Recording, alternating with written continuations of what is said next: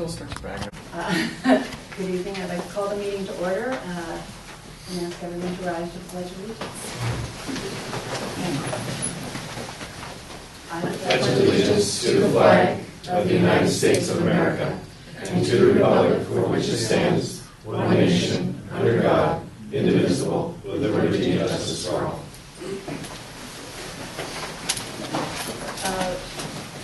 Our minutes show that all board members are present, and we're coming out of closed session where we discussed 2 items. 1, review of our district council, and 2, litigation with the Central Marin Sanitation Agency, and there's no reportable action. I'd like to ask for a motion to approve the agenda. So moved. Second. Lots for Meg. All those in favor? Aye. Thank you. And now open time for the public to raise any issues not on the agenda or the future agenda. Anyone have any public comments? All right, seeing none, we'll move on. Standing committees report out. That's a new item on the agenda. Right. I'm sorry, do you want me to go ahead? Oh, I'll just briefly comment. So that was a change we introduced to, now that we've had the Finance Committee, the standing committee for probably 6 to 8 months now. And we also just recently initiated the HR committee. So we just added this standard. It can be done in a number of different ways, but this just gives those committees a brief opportunity to report out on any information from those publicly noticed meetings. Okay.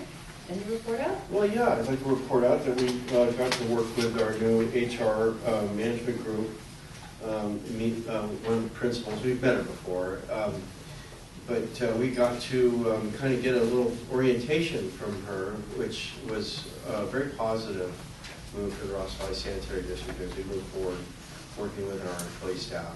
And we spent a lot of time with her, listened to what the direction she's going with staff and the district, and also entertained questions from us. We don't have anything to report out. There was no draft documents created or looked at in our closed session, but I am anticipating very positive personnel and also district relationships moving forward. And also, this will help with our relationship with the public. So that's my report. You're going to stick by that? And I'm going to stick by it. You said what finance was the other, Greg? Yeah. Peter, you want? Well, just briefly, there were 2 things that we did, 2 topics that we did. One was we went over all the finances for the monthly report that we do each time we meet. And the other was we talked briefly with John Farnhoff about the plan, the rate plan and the 5-year planning cycle. And I think that's going to be discussed later on in the meeting, so I'll just drop that. There was one issue that I did bring up, and that was that we're spending close to $200,000 on energy. And we have lots and lots of land that's hit by the sun every day. So one of the things I'd like to bring up as an agenda is a discussion how we could use some perhaps solar energy to offset our electric bills. Okay, I'll just add briefly that we're still going over our attorney fee retainer amount. And I think I'm going to ask too that be on the next agenda to create a policy that anytime we exceed that retainer fee that the board is notified and voted on how we're going to proceed with those extra funds. Because we're getting the bill after the fact, and I think it'd be a better way to at least track the system better on our attorney fees. Also, just to let you know, and this will actually come up in item 8B for the consultants for the potential service rate study, etc., that we have already spent over $100,000 in that, and so just to give you a heads up on that. I also asked for the IMP project that we get a monthly report on the timeline and how it's evolving. We have spent quite a bit of money on that whole process. So we haven't heard anything in 2 months, so that could be just brought to the next board meeting, just a small update. Thank you. Yeah, so that. A question on the committee? Oh, So, you guys take questions? We don't give answers, but we take lots of questions. yeah, just a quick, from Pam, from your comment, so we will bring back, you're absolutely right, there's been about a $250,000 expenditure over the last 8-9 months on the IMP work. It's the work, the material products that were supposed to come out of it in terms of getting documents to the regional board and all that are largely done. But what we'd like to bring back to you is basically sort of an update of what all that was done, what it means, and so forth. So hopefully that's kind of responding to your responses. I mean, it's a lot of Yeah, a lot of action has changes, occurred. Yeah. big changes for our district. IAMP means Infrastructure Asset Management Plan, which really means everything we own under the ground, pipes, pumps, manholes. We're coming up with what the state is requiring us to come up with is how we're going to maintain it, and how we're going to fix it. So that's what that is. Okay, questions? At our last meeting, we had the Moss Levy Hartstein audit that was presented to the board. And then they also had a separate independent, like auditor's letter, management letter to the board. And they had a list of significant deficiencies that they listed as to issues and financial issues we should be addressing. And I thought the finance committee was going to start discussing that, but you didn't. No, it was not on the agenda. Okay. And we most of the criticisms that were in that letter were also addressed in response. In other words, there's an answer in there with the improvement. Oh, for the management? Yes. I'm talking about the board perspective. Oh, okay, no, we didn't. No, so, Okay. Frank, let me just try to clarify. We have a handful of items from the management report that are process improvements, control improvements that were recommended from the audit, and we are following up on those. We just don't have anything concrete yet to bring back to the board. But they deal with a variety of topics. They deal with our inventory control practices, a couple of other items. So we've got a very clear list. I think it's roughly 3 to 5 items. Cash management. Cash management, petty cash management. So that is in progress, is all I really want to say. We are following up on it. And that, it does make sense not to, if the board has other direction, great, but we would bring that back probably through the finance committee. Can you do that for January? Probably at least a first step. I mean, it's a couple of some of these items aren't going to have short, immediate answers. They're items that might take literally up till the next fiscal year for us to actually implement. They're just not simple items, is all I'm saying. So you'll at least get a progress report, Pam, at the finance committee as to what's happening with those items, so we know they're moving forward. You want to bring up the items, Lauren, so it's on the record? Well, no, we talked about it at the last meeting. Yeah, but is there anything that, out of the items, like, if you want to give direction, maybe there's 2 or 3 items that are more important at this, or? Well, I think there's some It's documented. It's documented. really need to be addressed as far as the cost containment and our ability to look out after the public's money. Okay. All right, moving on to agenda item number 8, the consent calendar. Does anybody have anything they'd like to pull off the consent calendar for discussion? Okay, then I'd like. Oh, I just have, just a hold off, just on the minutes, a couple of quick corrections. On page 3 of 30 in the minutes, and the minutes have to reflect the actual vote that took place at a meeting. And there was that vote, it was on page 3, I'm not quite sure, but it's the issue where I did not vote because my grandson is going to live for Gelati Brothers, and I left the room. So the minutes say that I abstained. The minutes should say that I was absent for that vote. Was that the easement? No. That was paying, there was first financial payments to. There was a contract. Contract for Gelati Brothers, who now we're making payments to Gelati Brothers, and I And my grandson was just going to work for them, and I just felt it was inappropriate for me to be acting on that issue. So I left the room. But you should show it to that Ager absent. And one thing is the exception for disclosing your conflict of interest or your possible conflict of interest, if it's on the consent item, you don't have to leave the room. But here we pulled it, and so you wanted to leave the room. But if you, in the future, if you have that same issue come up, you don't have to leave the room, and that's the exception in the FTPC regulations.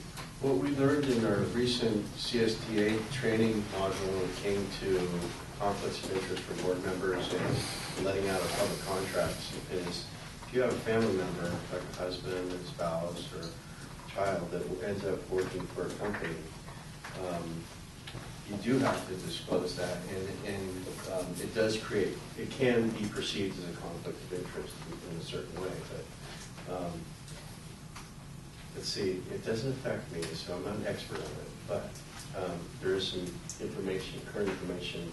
Yeah, it's for immediate family members. But one of the exceptions to the leaving the room is if it's on the consent calendar or it's an and so you still need to say what you need to disclose your conflict, but you don't have to leave the room, and then the record will reflect that you don't vote on that matter. So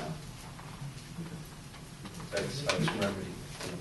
So what do you want in the minutes, Frank? You want- Just that he was absent, not abstained. So on both of those sentences. In order to abstain, you have to vote, say you abstain. I was absent, so it should show me as absent, not voting. Yeah.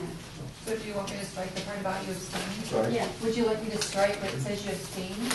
Yes, yes. And have the record No, we're reflect just gonna check, that's good, we'll change the minutes, the Yeah, approval of the yeah. minutes, so that it will show Ager absent. Instead of Absent on abstaining, items. absent, Okay, just yeah, absent. all right. Just cross out abstain Okay. and put absent. Yeah. Easy. It's in two places. Okay. Good. Any other items to be pulled or discussed from the consent calendar? All right, with that one changed, Joey, can we still just move the whole Yes. consent calendar? You may agree. Yes. Okay, do I have a motion on the consent I'd like calendar? to move the consent calendar without change. Second. Jocelyn Meggs. All those in favor? Aye. Aye. Thank you. Item number 9, consideration of approving ratepayers' request for partial refund of prior year's sewer service charges. Greg, do you want to, or Wendy, do you want to? Yeah, tell us about I'll introduce the topic and then hand it back to the board. So what you have in front of you is basically a package of similar sewer rate refund requests. And these all came about either directly or indirectly, or at least they followed, I should say, the issuance of the what we're calling the annual ratepayer letter. And so just for everyone's recollection, we decided to start putting out a letter each year in coordination with the customer's receipt of the county tax bill, because we were getting a lot of feedback from customers that there's confusion and there's not clarity on our sewer bill. It's not a new issue, but we thought that one practical step would be for us to send out a district letter that actually explained what's in your account at the district so you could kind of compare it. So we did that. That rate letter went out to, I think about all of our accounts, so somewhere north of 15,000, I think. We got a little bit over 100 responses to that letter, everything from just clarifications to answering basic questions to a number of adjustments that we were able to handle at the staff level. They were within our they were within the existing ordinance language, and business services is taking care of all of this. So what you have in front of you was essentially the 4 that just exceeded staff's authority to try and resolve directly. So we brought those to you as a package, and that's intentional because we think it's important that we try to achieve some consistency on this, given the vagueness in our current code and some of the variation in past practices. So what you have in front of you is a pretty brief staff report with the basic financials here. The refunds all have similar characteristics in that they're related to miscounts of the EDU value, which, as you know, is pretty much drives the bill.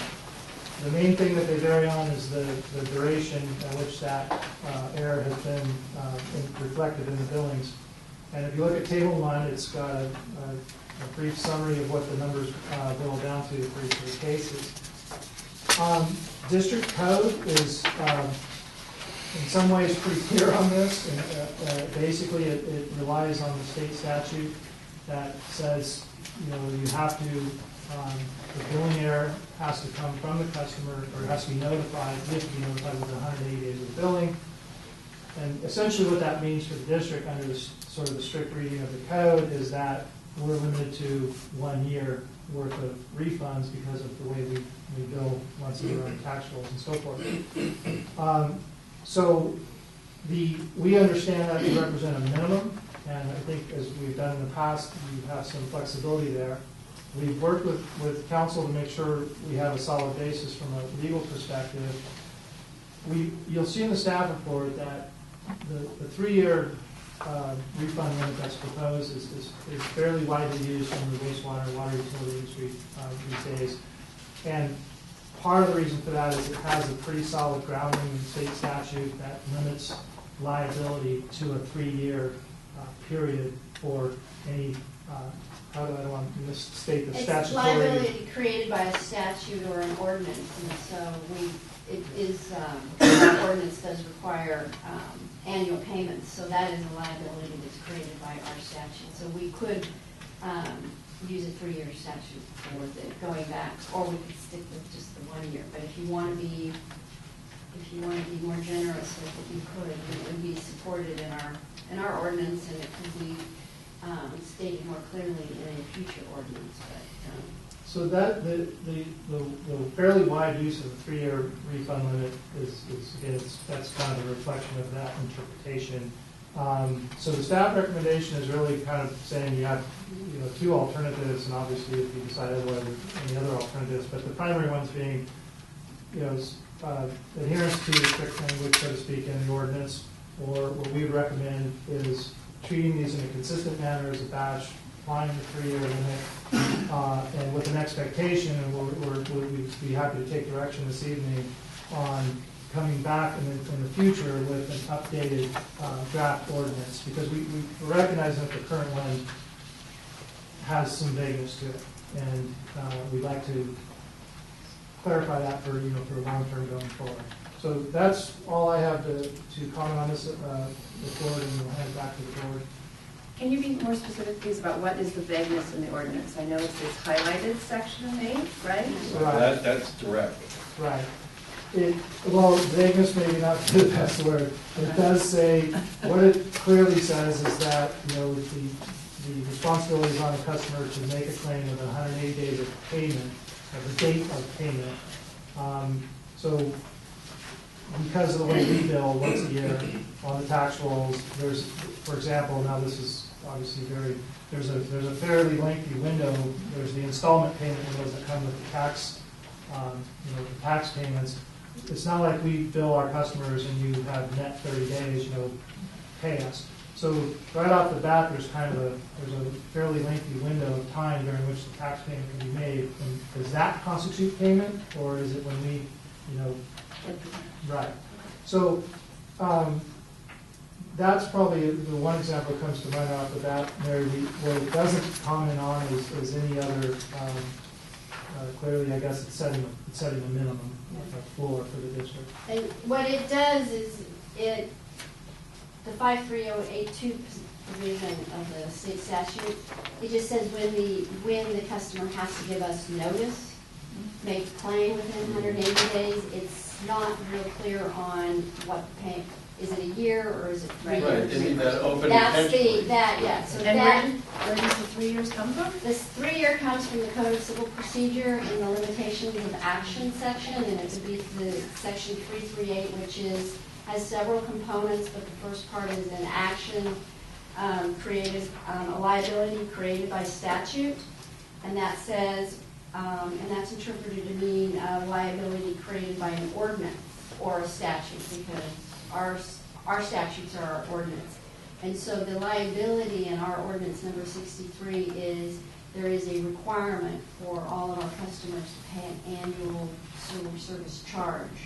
And so there is that liability that's created, so if they don't pay it, we could actually go after them and get the payment from them or take other means. So what we've talked about is maybe changing the section where we require people to give us notice under the 53082 section, but then clarifying that how many years we will grant a refund if they give us notice within 180 days.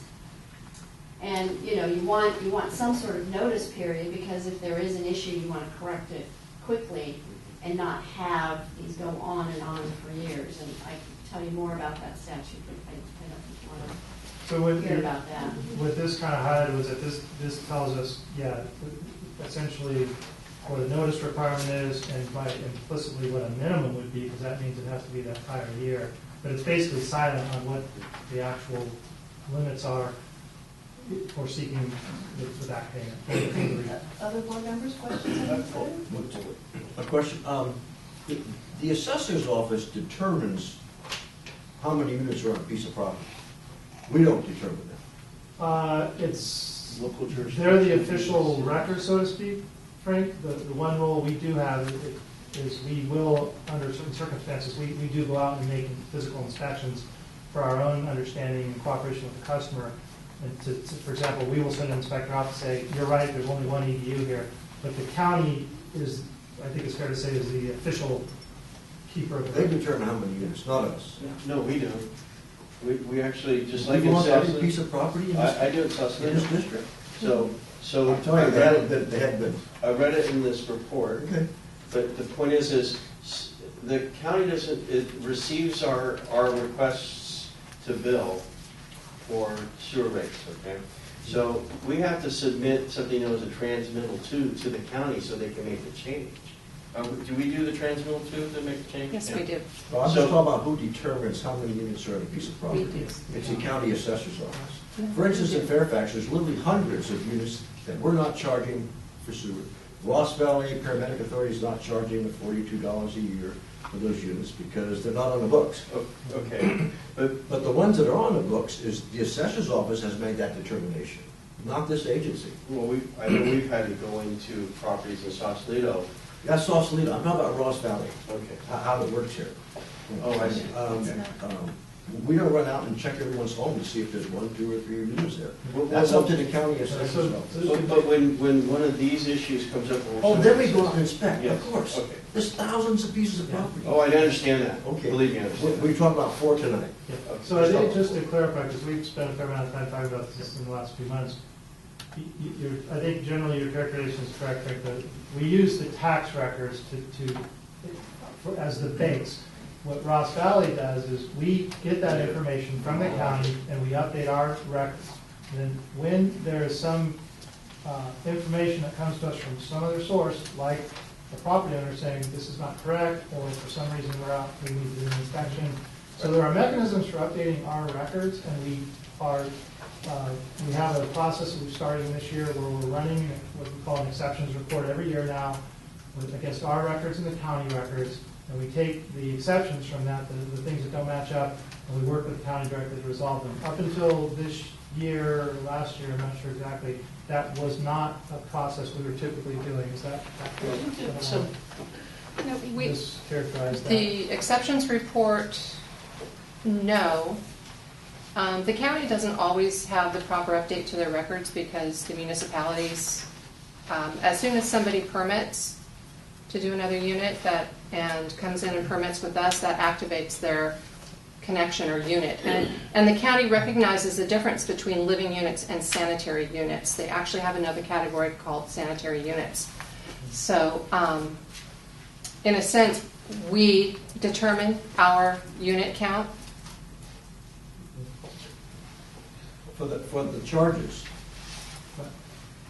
we get about half the money. So the request that they're asking to be reimbursed, we got about half the money. Half was a pass-through to what the Central and Sanitation Agency. Correct. And this I don't know if they came- realize that. but- Well, so that, we researched that a little bit after the last We had just 2 refunds, I think, clear back in February. And I apologize because I didn't bring it with me. The CMSA, the Joint Powers Authority agreement that we have, makes it very clear that all the retail relationship responsibility is on collection agencies. CMSA doesn't have, in a sense, direct customer relations, and we talked about this last time. But the question I'm asking, if someone gives us $1,000, does 500 go to CMSA and we keep 500? Yes. Oh, That's all, that's yeah, all. I apologize. So in other words, we don't have some of the money these folks think that we have. We've already passed it through to CMSA. No, but my point in that is, we're in what I would call a retail relationship with that customer. Yes. We're the sanitary district, they're the customer of record. CMSA, I'd say, is sort of analogous to PG&E. We paid them for a service. Whether or not we paid them the right amount, the wrong amount, or part of the revenue we got from them, it doesn't affect the rate, the retail relationship, I call it, that we have between the district and the customer. So What I'm trying to say is, we don't have that money anymore. We gave it to CMSA. it was revenue that came into the Ross Valley coffers, and we used it to pay expenses, one of which is CMSA. That's, I guess, yeah. I have a question. Are we comfortable now that every ratepayer knows? I mean, that was the discussion that came up last time. Right. Does everybody know? Because the theme in the letters is, I didn't know. Right. And our sending out the letter was to let everybody know.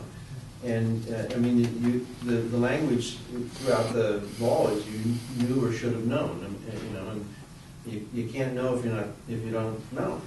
So if we know that everybody has now been notified, this problem should go away, and I would agree that we can shorten the amount of time. I feel pretty bad that someone, went in and changed the registration. The county obviously changed it for 1 year and then went back to 2 units, and we never knew about that. I mean, we didn't. There was nothing that we knew about it, and the customer didn't know about it. And so I actually am more in favor of being more having a longer time period, at least for this group, which is the first group to come in after we told everybody. I appreciate you saying that, Peter. I feel the same way. What I was going to say is, I appreciate the language that council has found for us regarding the state's position on this sort of liability, I guess. Locally, it'd be interesting to see what other maybe municipalities that own collection systems and other special districts, wastewater, are using. 3 to 4 years. Three's a number.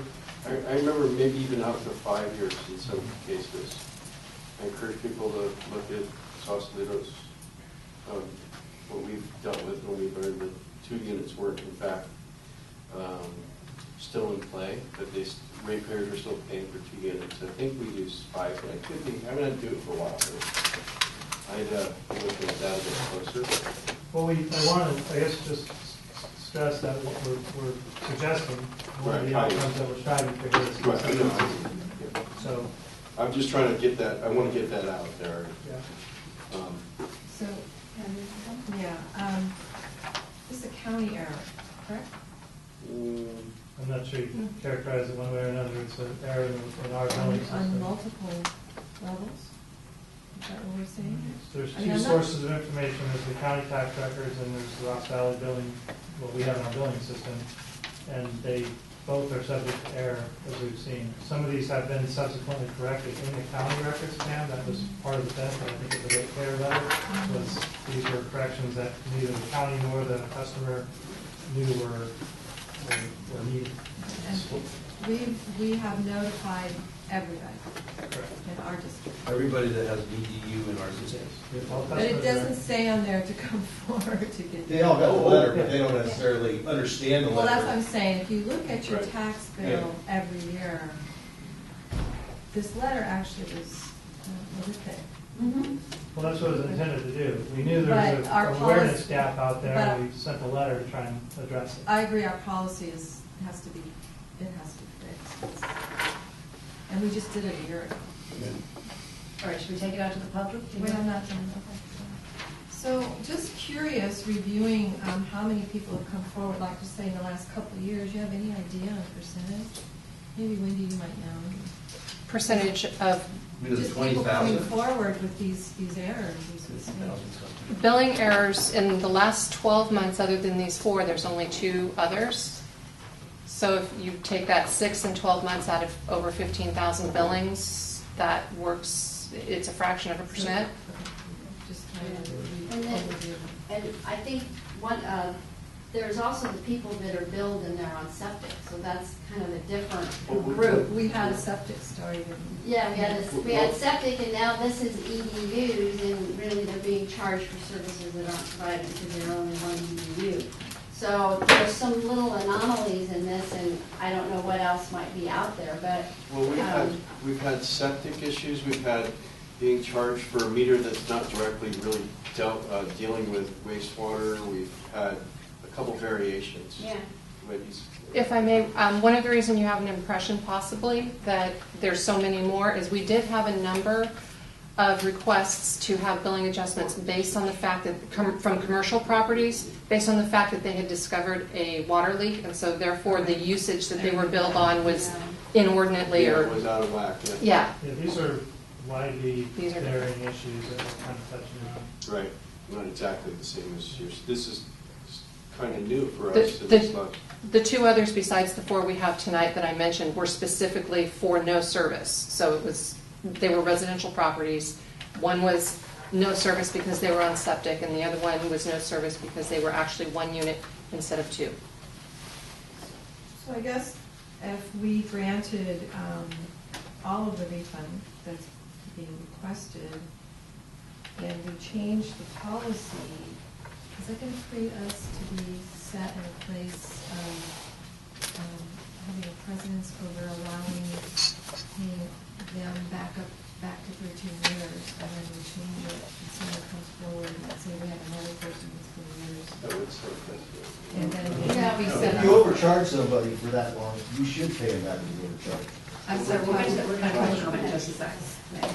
No, if we change the ordinance and make it clear, I think that would be fine. But one thing we want to do is we want to get this clarified, so we're not doing 1 year, one meeting, 3 years, another meeting, 13 years. And so we're trying to get more direction on where you want to go with, Should and be- getting something clear in our ordinance. We're not asking, let me try and clarify, we're not asking for any direction this evening on ordinance changes. We haven't prepared you for that, we haven't brought you any options. We will bring you those in the future.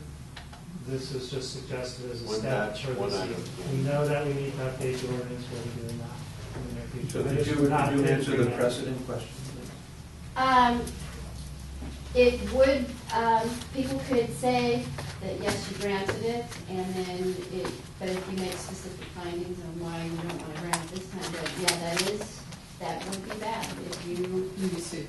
Well, you could say, how come my situation is different, and it may make your decision tonight look arbitrary, or the future decision be arbitrary. Okay, so I'm going to bring up again, knew or should have known.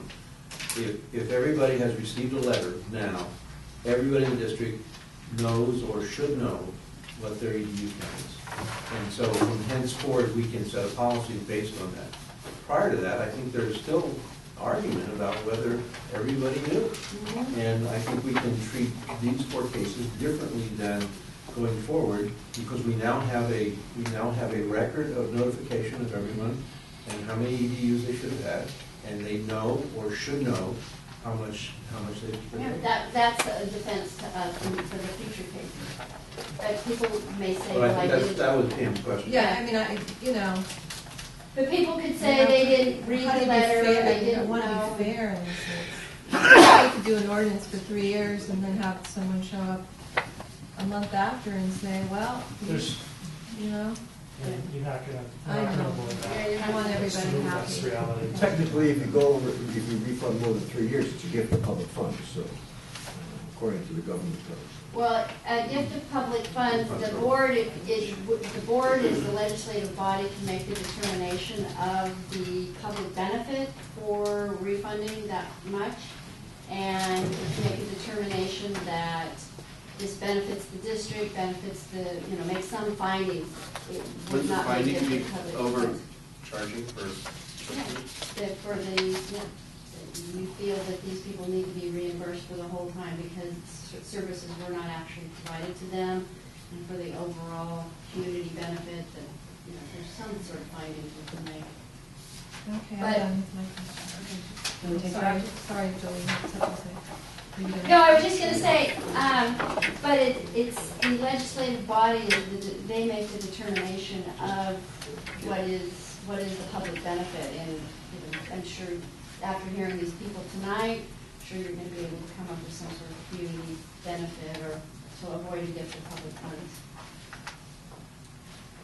Okay, now we'll take it out to the public in your public comment. If folks would step up to the podium and say your name and town and And I hear really, We're I don't really remember nice. I hear. Okay. Yeah, you are, I guess. name and address would be great. Sure. It's okay to yell. Carrie, the Ferry, Rutherford Avenue, San Anselmo. Basically, I got the letter from, the sanitation district and looked through it and easily, I have my tax records, I could see I was charged 2 times. Because when I bought my house, it was an apartment downstairs and then a living, so it was 2 units. After living there for 2 years, I redid my house, applied for permits. It's a single-family home, so as of 1999, it was a single-family home. And then, so based on that, I've been overcharged since 1999, and it came out to $5,000 that I've been overcharged. And they did refund me, the girl Julia Blue, very nice, very helpful.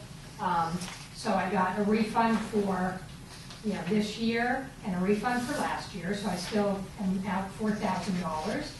And the thing, I guess, my whole case rests on the fact that as soon as I got the letter, it was clear to me, based on my taxes in the letter, why are they charging me twice? So I called up Julia, because it's, they have you down as 2 units. I said, well, I don't have 2 units. She goes, oh yeah, I can see you applied for a permit and it's a single family home. Why don't you call the assessor's office? So literally, my call to Julia, and I called to the assessor's office, I got it fixed. So it took 2 phone calls to fix it. So, and that's like 14 years that I'm being charged, it took me 2 phone calls to fix. So I called Julia back, she said, get a screenshot that they fixed it. So I've done that. And I just feel like if the sanitation department years ago had a letter like that, it's almost like again, you don't know what you don't know. And I just think, as people paying their bills, you get your tax bill, and I don't know how they derive all of it, other than like 1 1/4 of my, my property taxes. I just assume it's right, but as soon as I found that there was an error, I corrected it, and I just feel like there's a lot of people out there that didn't know, just like I didn't know, and it was really easily remedied. But I kind of feel like, had I got that letter 14 years ago, I would have fixed it that day, just like I did, when I got it this time. So I do feel like that's my money, my family's money, and I would like to get a refund back because I've been overcharged. And it's kind of like, again, we're in a retail relationship. If I find out that, like, the guy that, did my contracting overcharged me, well, I'd ask for a refund if it wasn't right. And I think that's what all of us deserve. I mean, I just think that's fair. So, Can I ask you a question? Can I ask you a question? yeah. Are you paying for, on your paramedic taxes, are you paying 84, or are you paying 42? You know what? I don't, let me see. Because I sit on another board, the paramedic authority, and we charge by unit, almost the same way that the Los Angeles Paramedic- Sanitary District does. Well, you know what it says? It says paramedic, I would levy $96. You're paying for 2. So I paid for it. Well, it was interesting because I called up a few of the other ones. I figured, well, let me check some of the other ones. And the 2 other ones I called, they were only charging me for 1. Okay. So now I know I'm being charged. Okay. But see, I mean, how would I know that? Well, that's why we sent the letter out. I mean, But that letter was for the, what letter are you talking about? Is it the same letter? Ross Valley Sanitary. Oh, is that under paramedics? I didn't. No. I sit on the paramedic board, and so Oh. that's why I asked you about that, because for your paramedic tax, you're charged for each unit. Okay, see, I didn't How know about that. your mosquito? You're being charged. No, Frank's on You need to mosquito. contact the Rossville paramedic. Yeah. How come they didn't send me another one? Carrie, let me ask you a question, because Yeah. one of the questions that came up is, Sure. what about someone who comes in next year and says, I never knew?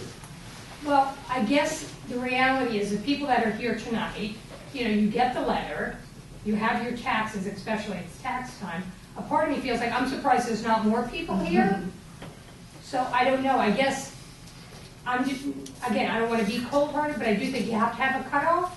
But I don't know, maybe give maybe to the next tax bill, at least give people, because again, I almost think, unless you have your tax bill right in front of you, it was kind of like it was time-based. So it was like, okay, I got my tax bill, and that's what I'm being charged. Wait a second, that doesn't make sense. So maybe you go to one more tax, the payment number 2, and then I kind of think after that, I think people really need to Some people be have aware bank of it. accounts. You don't even see your tax bill.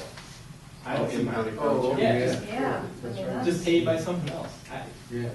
But I do think if they don't look at their tax bill, Yeah. I think then that's their own problem. I think, again, we all have to take responsibility, and that's, why we're here tonight, and I am surprised more people aren't here. I might give it to the next payment, number 2, and then, you guys come up with a better system, because I do think your heart was in the right place with that letter, and that was great. I just think that should have been given a long time ago, because people obviously, once they got it, they took an action. We didn't know it was a problem until it became a problem. Right, And we found out some people were paying when they weren't even connected. right. So that's what generated the. And I think part of it too is, I guess I didn't know, I assumed if I did everything by permits, like changing it from a 2-unit to a single family, The government that would they work. would have put it in there. Yes. So I guess it's, it has this ripple effect of people making a mistake. So, but again, I think if that letter was there, you could have corrected it a lot early on, so. Thank you. Thank you. Other folks? No? Wanna come up with me? For Terry Wise, John Wise, who live in Fairfax, and we had a duplex, and we submitted for permits, and we did our remodel. In the year 2000, 2001, they actually corrected our tax bill for the sanitary district, and we paid the correct amount. And for some reason, the next year and the years following, it went up to 2 units without our approval or The anything. tax bill went up, we didn't realize they were charging us for 2 units. Yeah, it doesn't say 1 unit, it doesn't say 2 units on the tax bill, so, I ditto everything that you say. We all have our own stories of what happened. I just feel we have been, we paid double. Yes, I for the- just feel it should be fixed. I feel that we should be reimbursed for the amount that we paid extra. Granted, like you said, if we had gotten a notice 10 years ago, it would have been fixed in 2 days, just like it was this time. I had somebody come out to our house from the sanitation district, okayed it was a single unit, single dwelling home. And so, and I have all my records of every tax bill since when, way back when. So that is our, It's, if you overcharge, I've been in business a long time. If you overcharge a customer, pay them what you own, it's good business. If we didn't get the services, just pay us what we have, our money back. That's all we want. and the people in the future, like, everybody has their, this poor gentleman here, it's just coming out with his mortgage payment. He has no idea when he bought the house. How would he even know? Everybody's got their own story. So I don't know how you would break down the whole, how you reimburse people, but I just feel if we come up here and have the facts written in front of us, that really, I don't think it's, It's a step in the right direction. yeah. I Terry, mean, same question about someone coming up next year. What's your feeling? Same.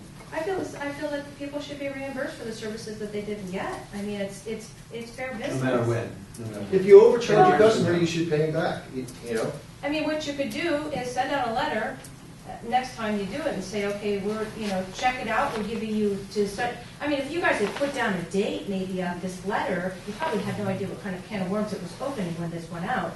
But if there had been a date, okay, you have until such and such date to respond to us, then that's putting into the customer's hands that they did not submit any information to you.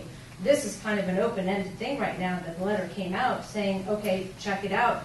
People, I didn't respond immediately, to be honest with you. I had other things going on. I kind of waited to talk to somebody, and they said, oh gosh, the rates are going up. I went and I called. And then 2 days, I had the assessor's office tell me the date, I had somebody coming up to my house, and it was all taken care of. So, I don't know, I just really feel that people should be reimbursed. And the next letter, you should put a date saying, if we do not hear from you by such and such date, then I'm sorry, you're not responding to us. We assume everything is okay. That's our feeling. Are you John, you're well represented. Two better, two. We're one, You're only one? yes. Oh, that's interesting. Okay, so it's correct on the third Well, line. yeah, as far as I was looking back when you mentioned it, I started looking through all my tax things right away, so, yeah. Otherwise, I'd have to be doing another meeting. Thank you. Hi there, Rich Long. I live in San Anselmo. So basically, I echo everything that everyone else is saying.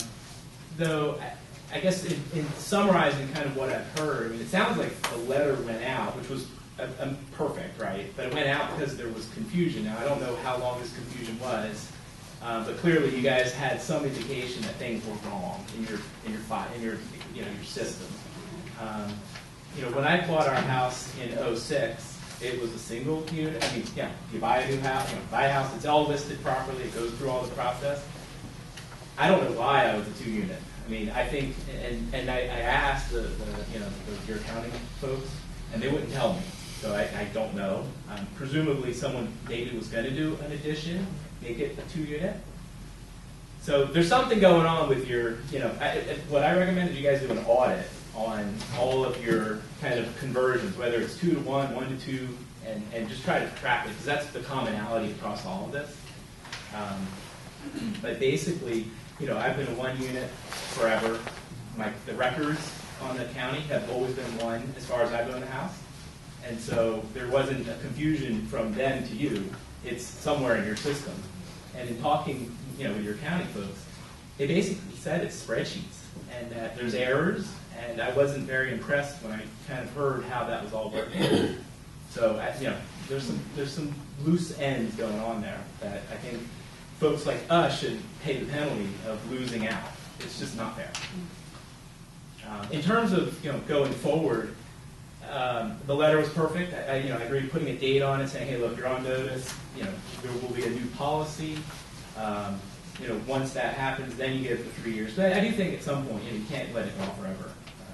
But when you have a problem with your system, and we're paying the price of it. I want to talk to some of the things you said, if you have a minute. Mr. Long, right? I don't ever remember, I used to work here for a long time, and we receive our information on permitting process,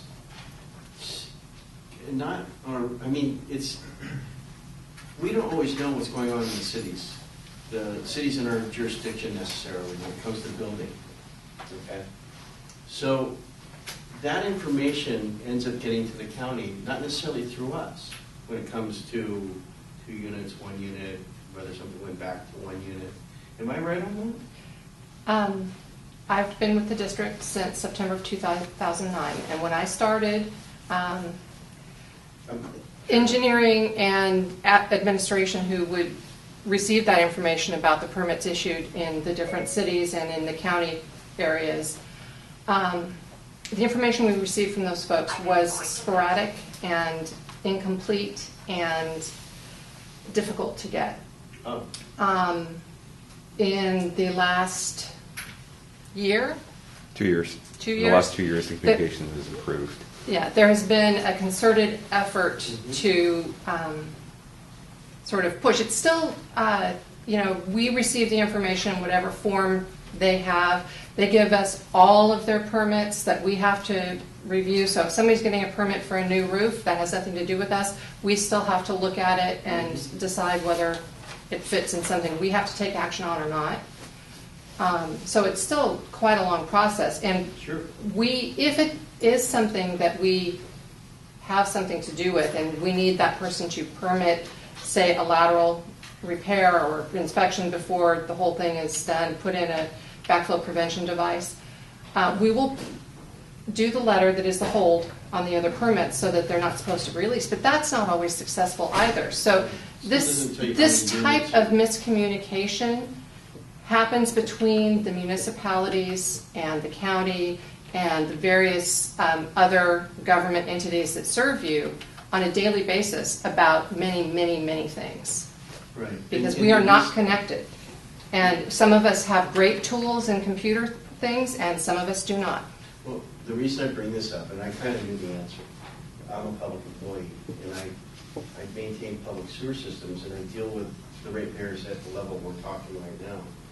And I've seen a couple different, I've seen the city not necessarily keep track of information, or information be transferred over to the county, and I work closely with the county. Many times, the data doesn't get entered for whatever reason. It's a human factor. So, as much as I'd like to say that the district's set up to know all the information that comes from the various towns in our jurisdiction, I'm not so willing to say that that information in the past was coming to us readily when changes on a lot, let's say, would occur. Now, the district, I feel the district has an obligation to try to straighten it out.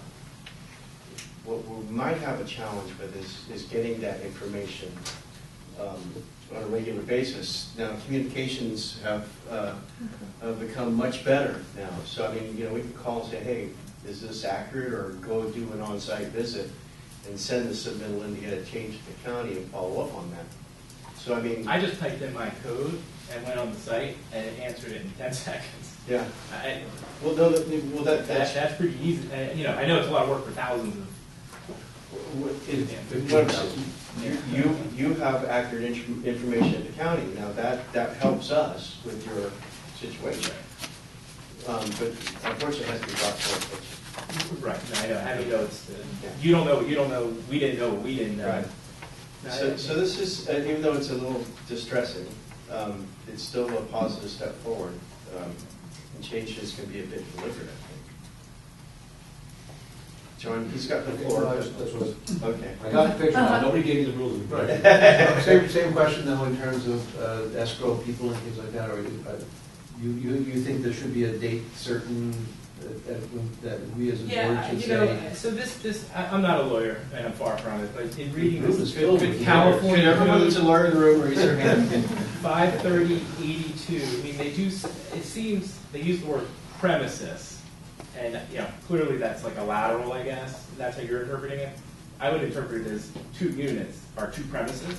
Mm-hmm. And when I read it, it says if you're being charged for a premise that you're not using, then there's no statute of limitation on the 180 days. So I don't know what the definition of a premise is, but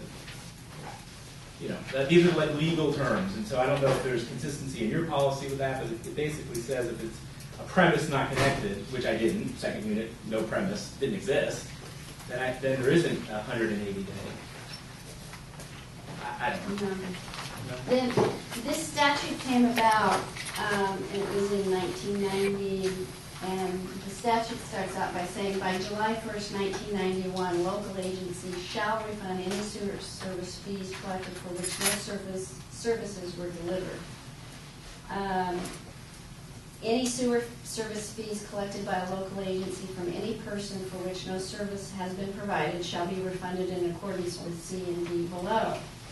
And C is, in cases where a person paid the fees described in subdivision A and is still residing at the same location, it shall be the responsibility of the local agency upon determination that the premises is not connected to the sewer system to return the fees in their entirety, regardless of the amount of time the fees were wrongfully collected.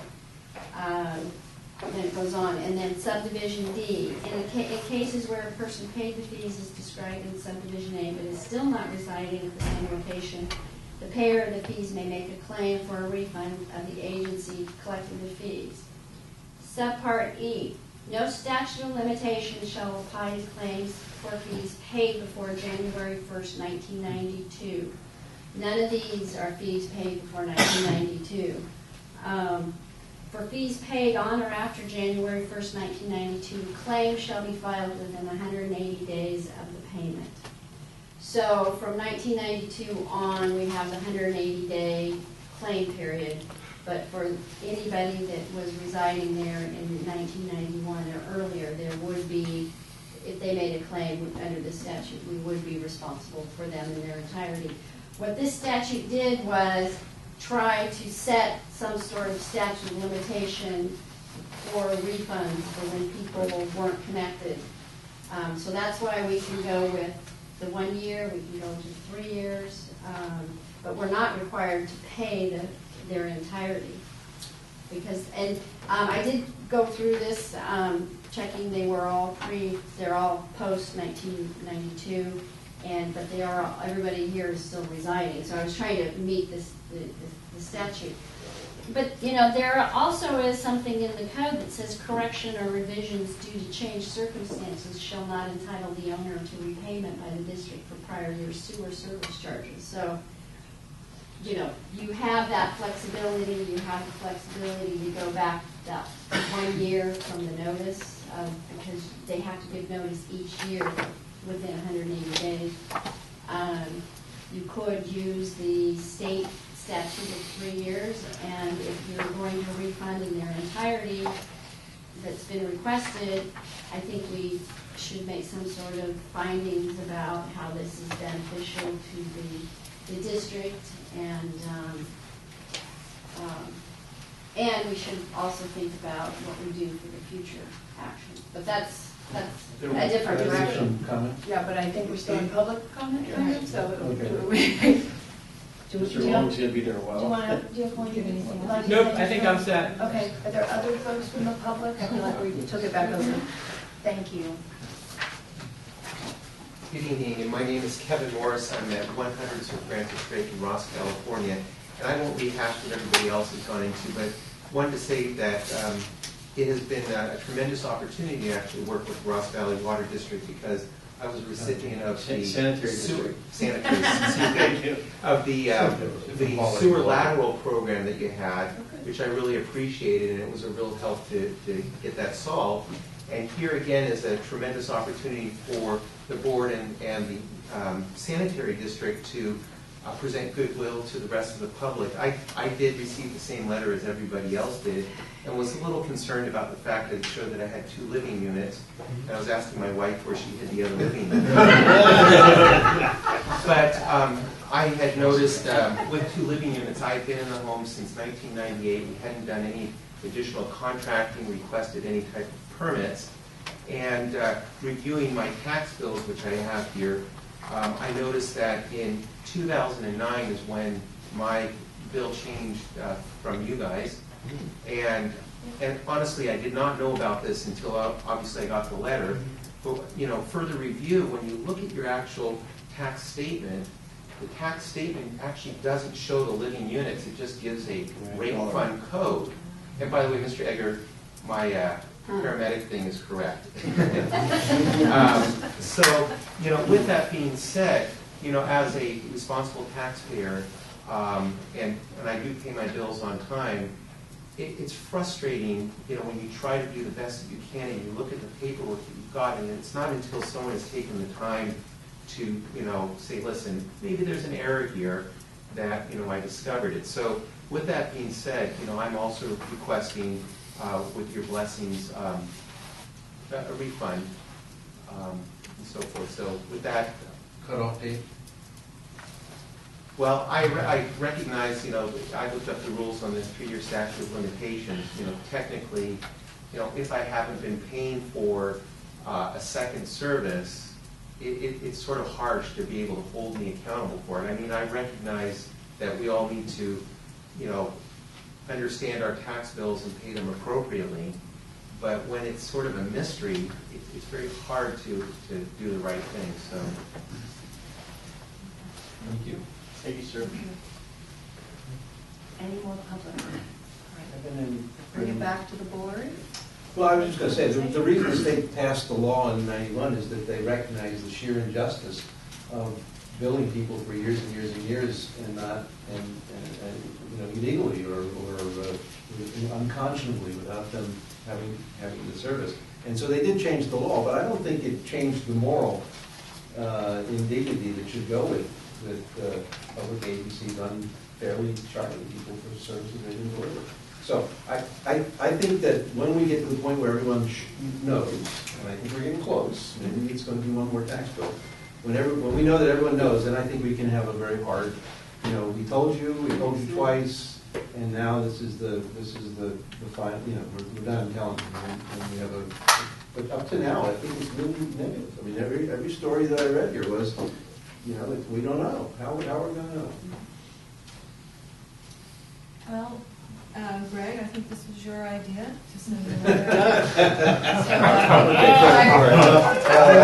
Thank you, Greg. You deserve credit for this. Things we did recently. In the right place at the right time, seriously. Okay, I'll leave that, good. And, this is a social justice. It's Peter's thing. idea. I'm Well, the one campaigning for it. And, if I was sitting in any of the neighbors' shoes tonight, I definitely would have the same sense of why would I pay for something that I never got or received? It's kind of crazy how this whole thing has happened, which makes me wonder what is really happening at the county level, at the county assessor's office.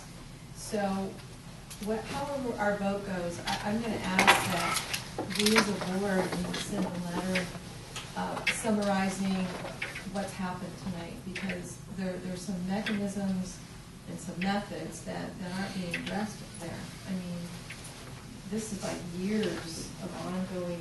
Send a letter to whom? The assessor's office, the county, because, it's at multiple levels how this is showing up.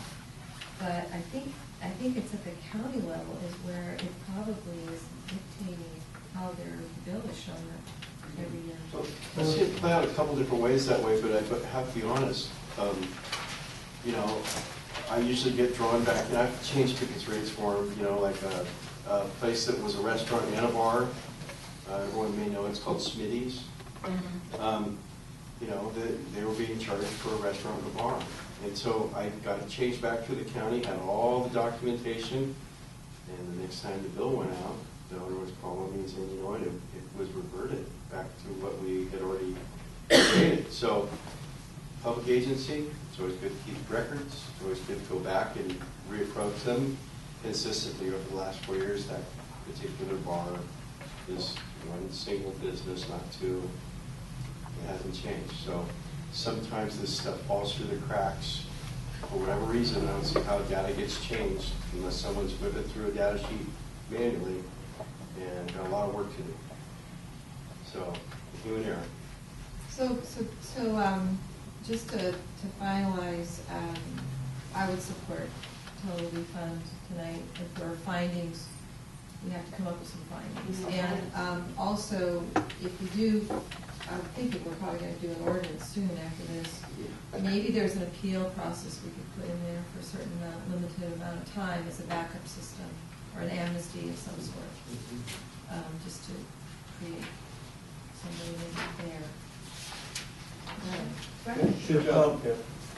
Fairfax, for instance, has at least 200, if not 300, units that are not on the books.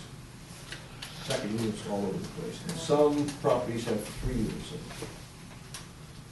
San Anselmo was in the same boat, because I talked to council members from both communities. And there's a lot of them.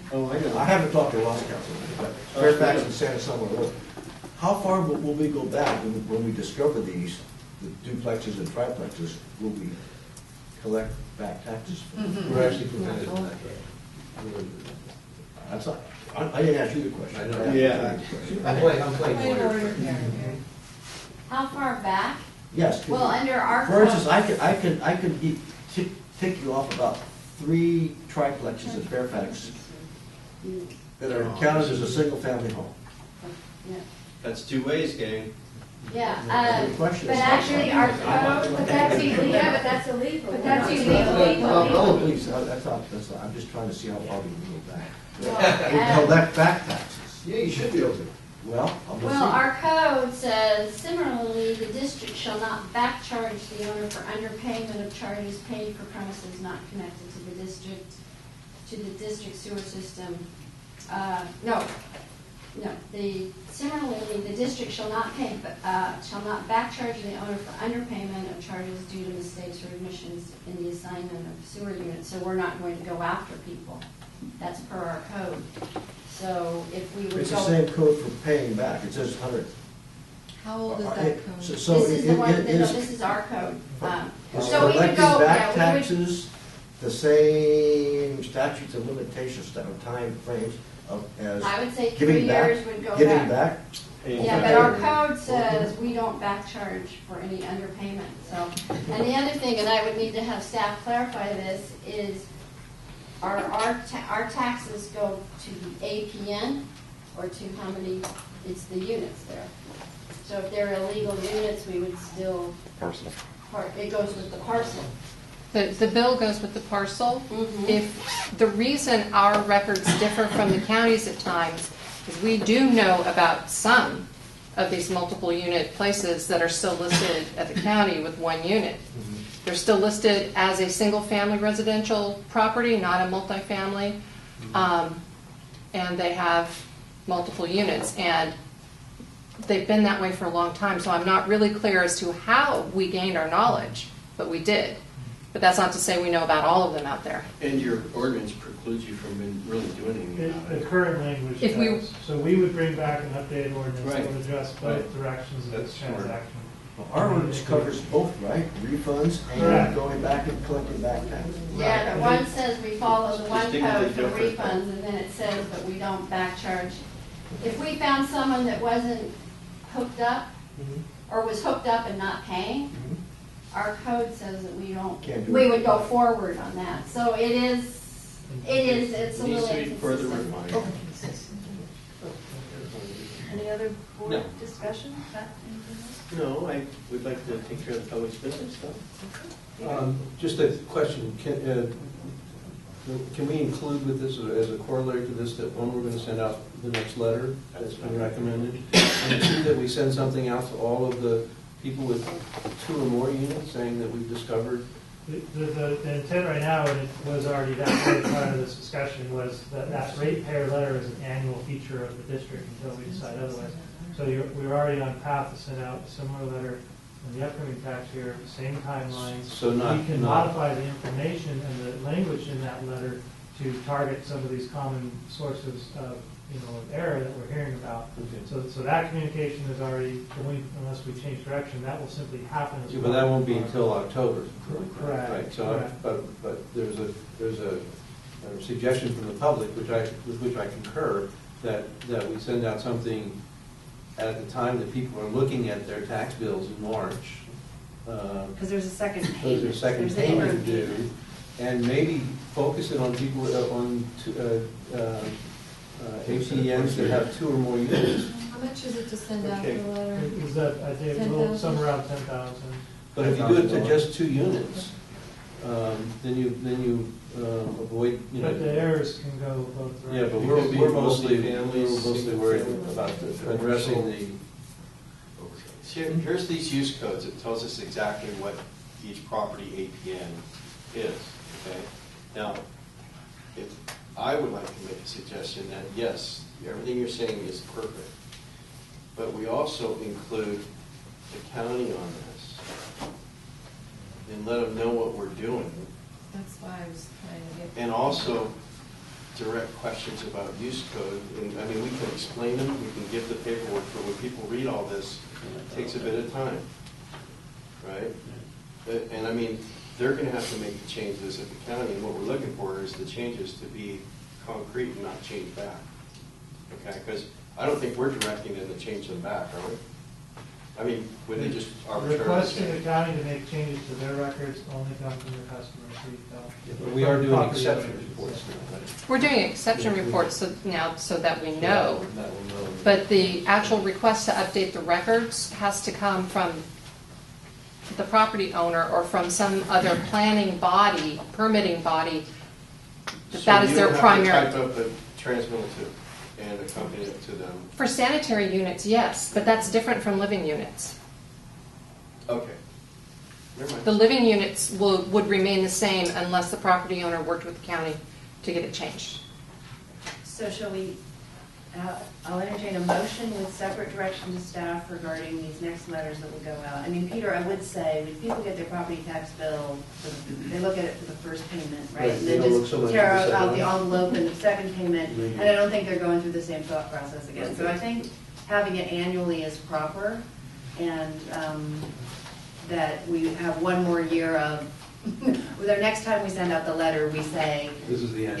if you want to come tell us you have a different situation, you want some money back, this is how much time you have. But this year, we're engaged in, Okay. I don't think we're gonna wait a whole year for an ordinance. no, not for an ordinance, for the next letter, like this. Could we So put in the the meantime, if you information in guys- a Prop 218 notice? It's a totally separate issue. Yeah, okay. If you guys would not want to give us direction to, just to clarify that we should begin working on a revised ordinance, we can also take that as action in addition to what we just provided on the letter. Okay. Great. So, okay. I just have one housekeeping item about some proposed finding to address Frank's concerns. Something along the line that you can tweak as you see fit. The board, upon consideration of the testimony and evidence provided at the public meeting, finds that the refund of sewer service charges to Russ Valley Sanitary District customers that have not paid for sewer service that have paid for sewer services that were not provided is in the benefit of the district because it corrects an undue hardship to the Ross Valley ratepayers created by errors in the tax bill, which was not under the control of the ratepayers. And I think that is the undue hardship, and I think you can find that it benefits the district. I like it. Yeah, but that's open-ended. If someone can come 3 years later and say, use exactly the same argument.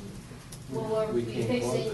the, You gotta Why we say include the fact until- that we sent a letter out that Yeah. And unless- changed the. well, the when we testimony changed and the evidence ordinance. is the letters in the, Yeah, in but the you record. could just say until a new policy has been, you know, Well, we create a new ordinance. until a new ordinance, I don't know, so I think you need to reflect the current policy anyway, unless the policy changes, or, Mhm. because in that way, there's some measurable outcome.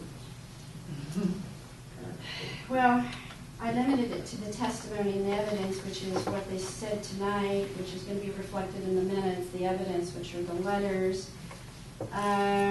Yeah, I think just using that, don't put the undue hardship and all that other stuff, because that's going to be a universal argument that Yeah. can go on forever and Yeah. ever and ever. Okay. The change is that we sent a letter out. Yeah, I think and the errors that enough. changed the ship. Yeah. And, Peter, and just the word errors enough.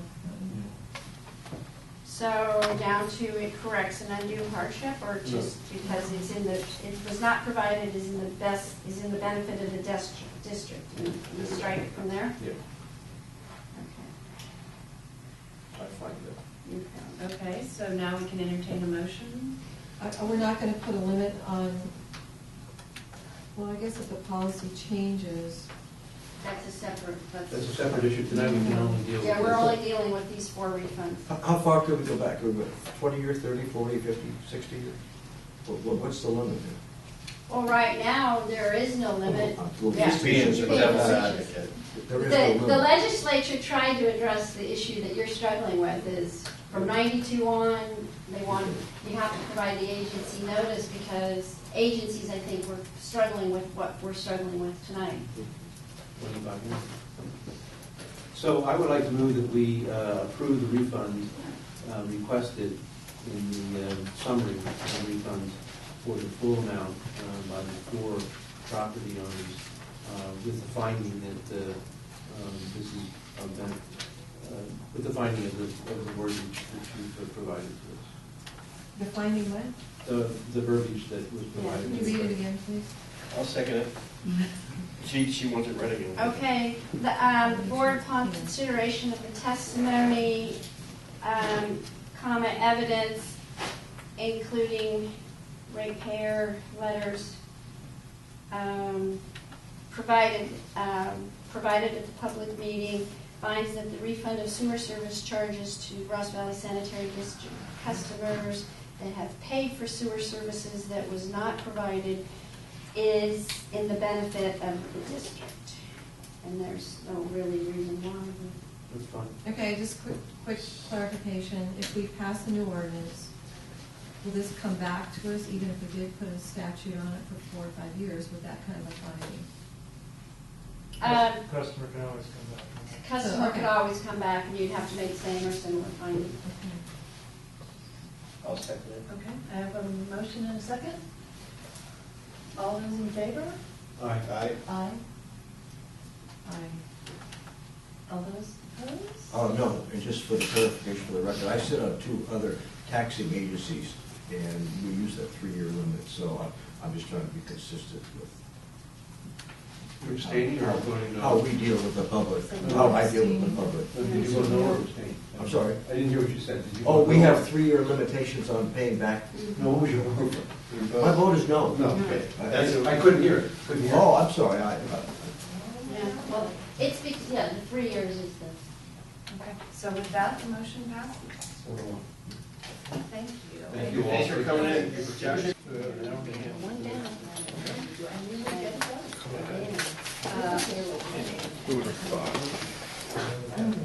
Okay, we're coming back at 8:39.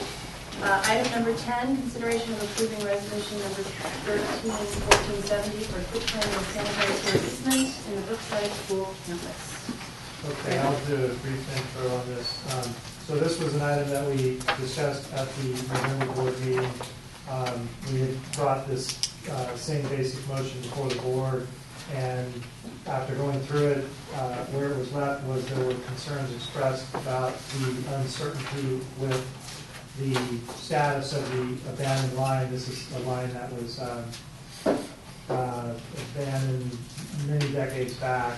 And so to clear up that uncertainty with the status of that line and any potential safety issues or what have you, we did some, we just did some further background work on the available records, and we were able to conclude definitively that the construction plans for the time showed that it was properly abandoned. The whole pipe was pumped full of grout. It's like a 6-inch line, or it was a 6-inch line, I should say. So I think we basically took steps to clear up any uncertainty regarding the status of that line, and have brought this back virtually identical otherwise for the board's consideration. And just to recap, what the motion before you, the recommendation before you, is to quit claim the easement that is no longer, our assessment is no longer required for the abandoned line. And this is also action that's being taken at the request of the Ross High School District. And we do have a representative of the district here this evening, the board. Thank you, Sir George Baranoff. Did I pronounce that correctly? Yes, you did. Thank you, George Baranoff. So if there's any questions, but that's really it. It's the same motion. There was enough information this time to feel confident about any issues with the safety concern. And that's, I'll hand it back to the board. I'd just like to thank staff for putting up with my inquiries on this and providing me the information. It's everything I asked for. I appreciate it. Any other comment from the board? It's important that we know that we're not leaving a hazard on the school property. And then lastly, we didn't know whether or not that pipeline had been filled, capped off, covered, so kids couldn't climb in and get down in it. So it's clear that it's not a safe, we're not leaving you with a safety hazard and liability on our part, by your part also. Any other board discussion on this? No, it also not only the site, but the manholes were included in the building. So those are the two considerations. Any public comment on this? I'd like to say thank you. I appreciate the board taking this up. It's important for us to get this clear. Okay, just a point of information, we were told that this is to clear title so that you guys can go on with the building program. Yes, that's correct. But this came up because we started checking our records, we saw an easement, we didn't realize what it was for, so we. Thank you for bringing it. Yeah, thanks for checking in with us. So can we just do it? Yeah. Do we need to read it or? And we need to I adopt saw- a resolution. I so move to approve resolution 1470, a resolution of the governing board of Sanitary District Number 1 of Marin County authorizing the quick claim of an easement deed. And it's resolved basically that the board of directors of Sanitary District Number 1 of Marin County does hereby authorize execution of the quick claim deed from Sanitary District Number 1 of Marin County to Rossville School District for the easements recorded in book 628 at page 130 of the official records of Marin County. And it's roll call. So that's a motion. Thank you. Second. Oh, Peter beat you to it, Pam. Sorry. Okay, we have a roll call vote. Director Hay, Aye. Sullivan, Yes. Wasta, Yes. Hager, Aye. Silla. Aye. Thank you. Item number 11, consideration of an agreement with Utility Cost Management to provide utility bill cost analysis services to RBSD. Okay. So what you have in front of you on this item, this is an offshoot of an earlier board discussion many months back, where the staff were directed to explore further the benefits of entering into a contract with utility cost management. And their focus is pretty straightforward, and we saw some potential benefit there. What they do is they come in under these agreements, and they evaluate in detail all of our existing utility bills, and I think essentially we're primarily talking about electric in our case. And they basically scour those for any errors or changes in the current rates that we are eligible for that would result in savings to the district going forward on our energy costs relative to the baseline of our current rates and fees and so forth. So basically this is the compensation that's paid out is based on a proportion of the savings that we achieve. So this is, I think it's reasonable to portray this as kind of a performance-based contract. Their monies are tied to the actual savings that are achieved and documented through the agreed upon process. So staff met with a representative from UCM a couple months back. The only reason you haven't seen us sooner is that we just have had relatively busy agendas and a lot of high priority activity. We just weren't able to work it in yet, but we're pleased to bring it back. The staff's recommendation is to consider entering into the agreement. We do have a representative from Utility Cost Management here this evening to answer any questions.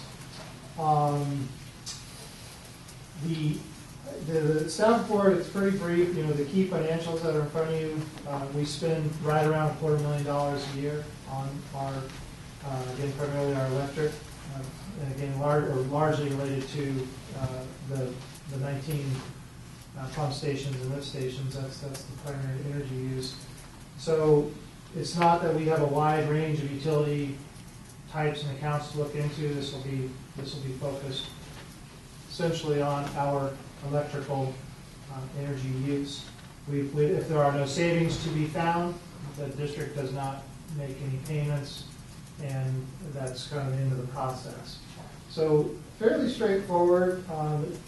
From our review, there's a pretty established track record. It's not we would not be embarking on some sort of speculative, untested approach on the energy savings here. So again, I do want to be clear though, this could be looked at as one of a number of steps the district is taking on the energy efficiency front. We're making the investments in the higher efficiency motors. We're doing more frequent overhauls.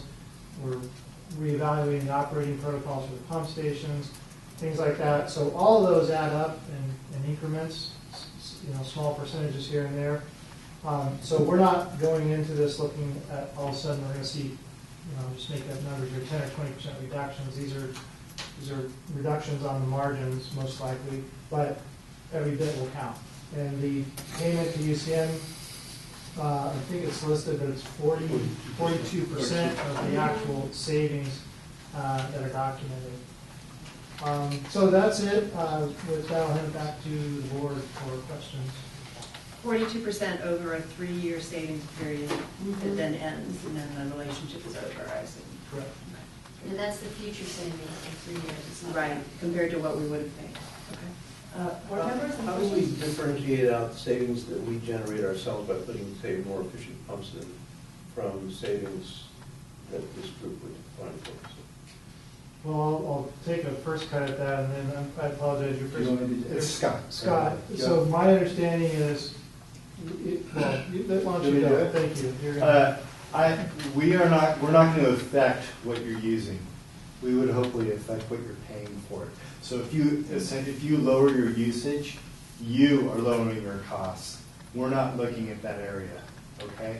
Well, yes and no. I mean, if our energy bill for pump station 15 is $20,000 a year, and we put a new pump in that only costs us $15,000 a year because it's so much more efficient, that's a $5,000 savings. And I'm not doing that. And how do you know the difference between that and what you're doing? The reason it costs you $20,000 a year in efficient pump, whatever you want, but you're on rate Schedule A, for example, okay? If we see that rate Schedule B is going to lower your cost by $3,500 a year, that's what we're going to be recommending, we're going to be doing. If you then install this pump that's much more efficient, thereby using much less electricity, you're doing that much more. We're assigning an alternate rate schedule the rate schedule is going to be less than Based the on the previous total, rate. total energy usage, not the price of it. Correct. I got it. So if we put in a little solar system at that pump station, Yeah. that would reduce the cost also, but we would not be paying 42%. Hopefully not. No, you're going to pay me less than that. That'd be good for you guys if you did that. It would affect, by putting in solar, you're affecting what potential rate structure you might want to convert to. There's different opportunities there. Question? On page 3, on the late payment, if payment of an invoice is not received within 30 days, then interest on the amount only beginning 31st day at the rate of 3% per month. Even the worst credit cards cost you about 1.5% per month. How about that 3%? Where'd that come from? I can't even name a time where we've actually used that. If you guys want that altered, let me know. That's like he's ready to negotiate. That's.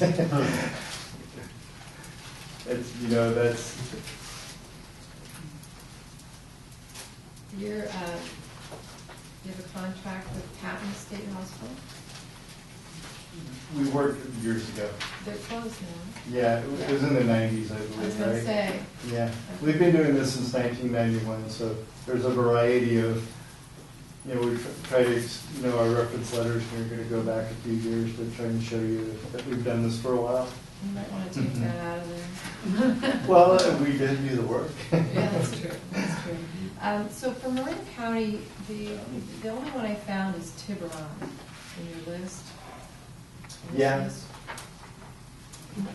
And I'm just trying to look at agencies in our area. You're in Fresno, so it's probably where more of your work is out. We work all throughout California. A lot of what we've done has been in Southern California. We try to find a variance in rates where we think we can make a bigger difference.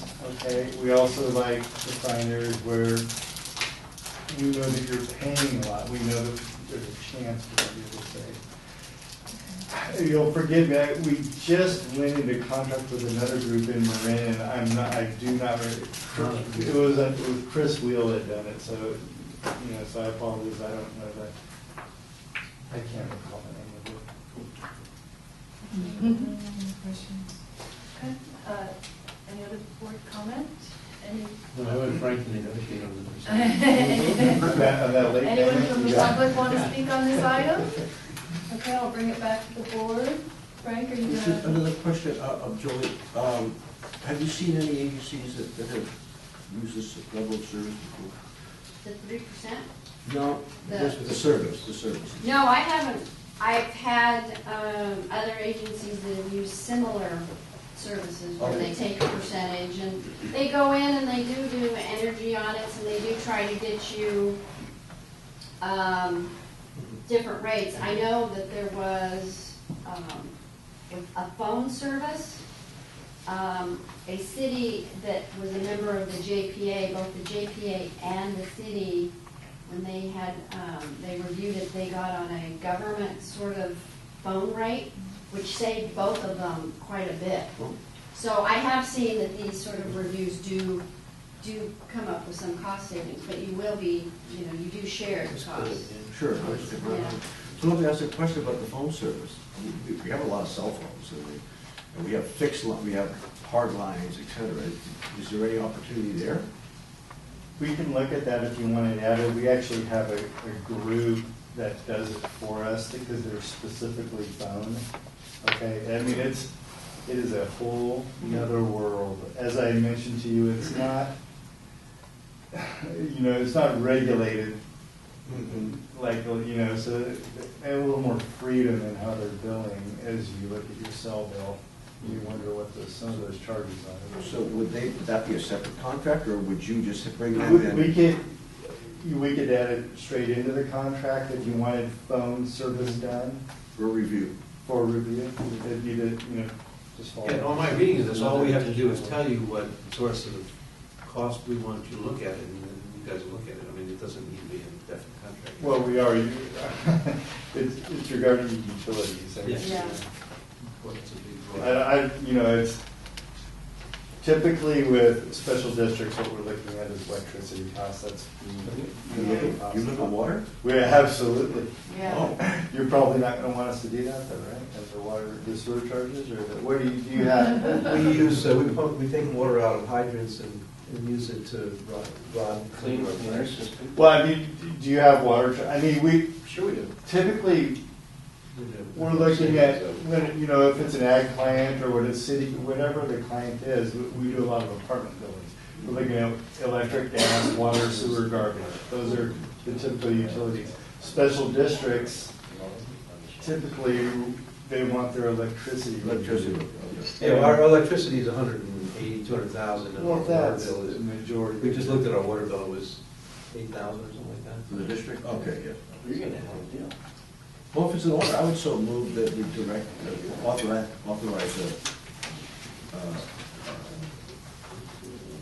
recommendation, authorize the general manager to sign a contract with the LLC. And that we include phone service, and that we reduce the 3% to 1.5% on the monthly charge. Just You have them over a barrel. just to be consistent, He's making it better.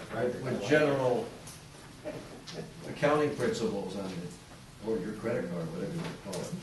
The sign of contract is going to pay a 3% penalty. The motion is add phone and change the 3% to 1.5%. Okay, so I second it and with the friendly amendment as well. And just because we're talking about cell phone service, yes, we're not talking about. the Or landline cell, whatever. Okay, doesn't matter. Whether they take a look at it. Add it in if you're going to do it. All right, we have a motion and a second. I agree. All those in favor? Aye. Aye. Any opposed? All right, the motion passes. Thank you. Item number 12, consideration of a professional services agreement with HF&H Consultants for wastewater utility service rate study and 5-year financial plan not to exceed $1,430. Okay, I'll introduce this. So what you have in front of you this evening is a staff report and recommendation that is a follow-up to the direction we received at the November board meeting.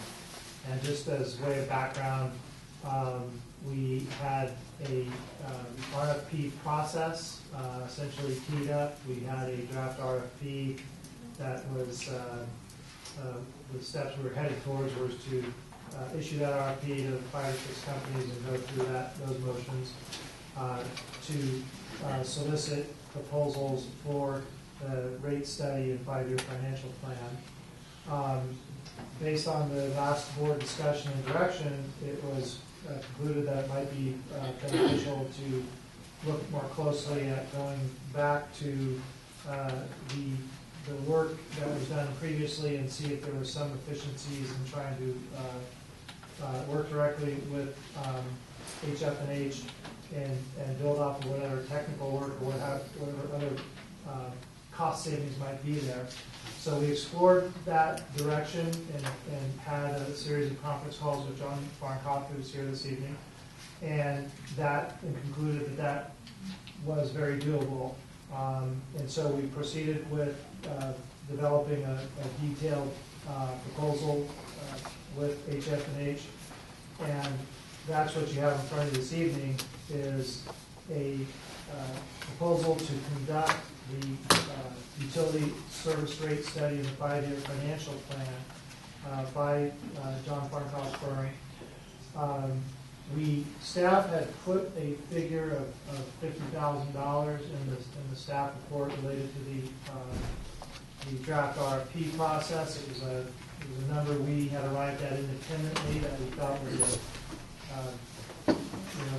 hopefully was going to be representative of the cost. The $41,430 fee that you have in the proposal this evening represents about a 20% savings or so off of that $50,000 figure. But again, I just want to emphasize that $50,000 was a staff had to come up with that number on our own based on past experience and so forth. So it represents, it shows, I think, qualitatively the efficiencies that are achieved by this approach. We went through the draft RFP in detail with John and his staff to make sure that the work that that we're proposing here meets the full, needs that were outlined in that RFP. And our, conclusion is that they do. This is a rate study. It will cover a range of options for the district. It's not intended to limit you down to one. It's going to come back with, or the intent is to come back with, with 3, somewhere in the range where, that conceptually we're talking about is at least 3 alternatives for the board's consideration that balance some of the trade-offs and interests that we know are significant in this discussion, such as the issues with the multifamily versus single family, and to the extent that we try to incorporate at least a portion of a flow, a portion of the bill that is reflective of overall wastewater generation. So the most important thing, in my view, that we took forward from the RFP into this proposal with John Farncroft's company is the bullet list of objectives that are on the second page of the staff report.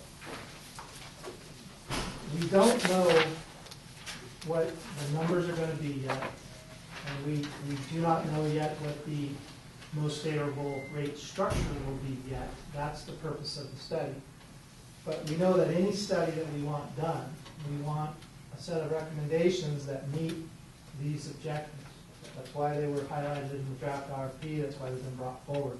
Because we think that they represent the consistent, objective outcomes that the district is trying to achieve, independent of the the specific details. They should support those objectives. So I want to point that out as an important part of this discussion. We are estimating, about roughly a 3-month process for the study to take place.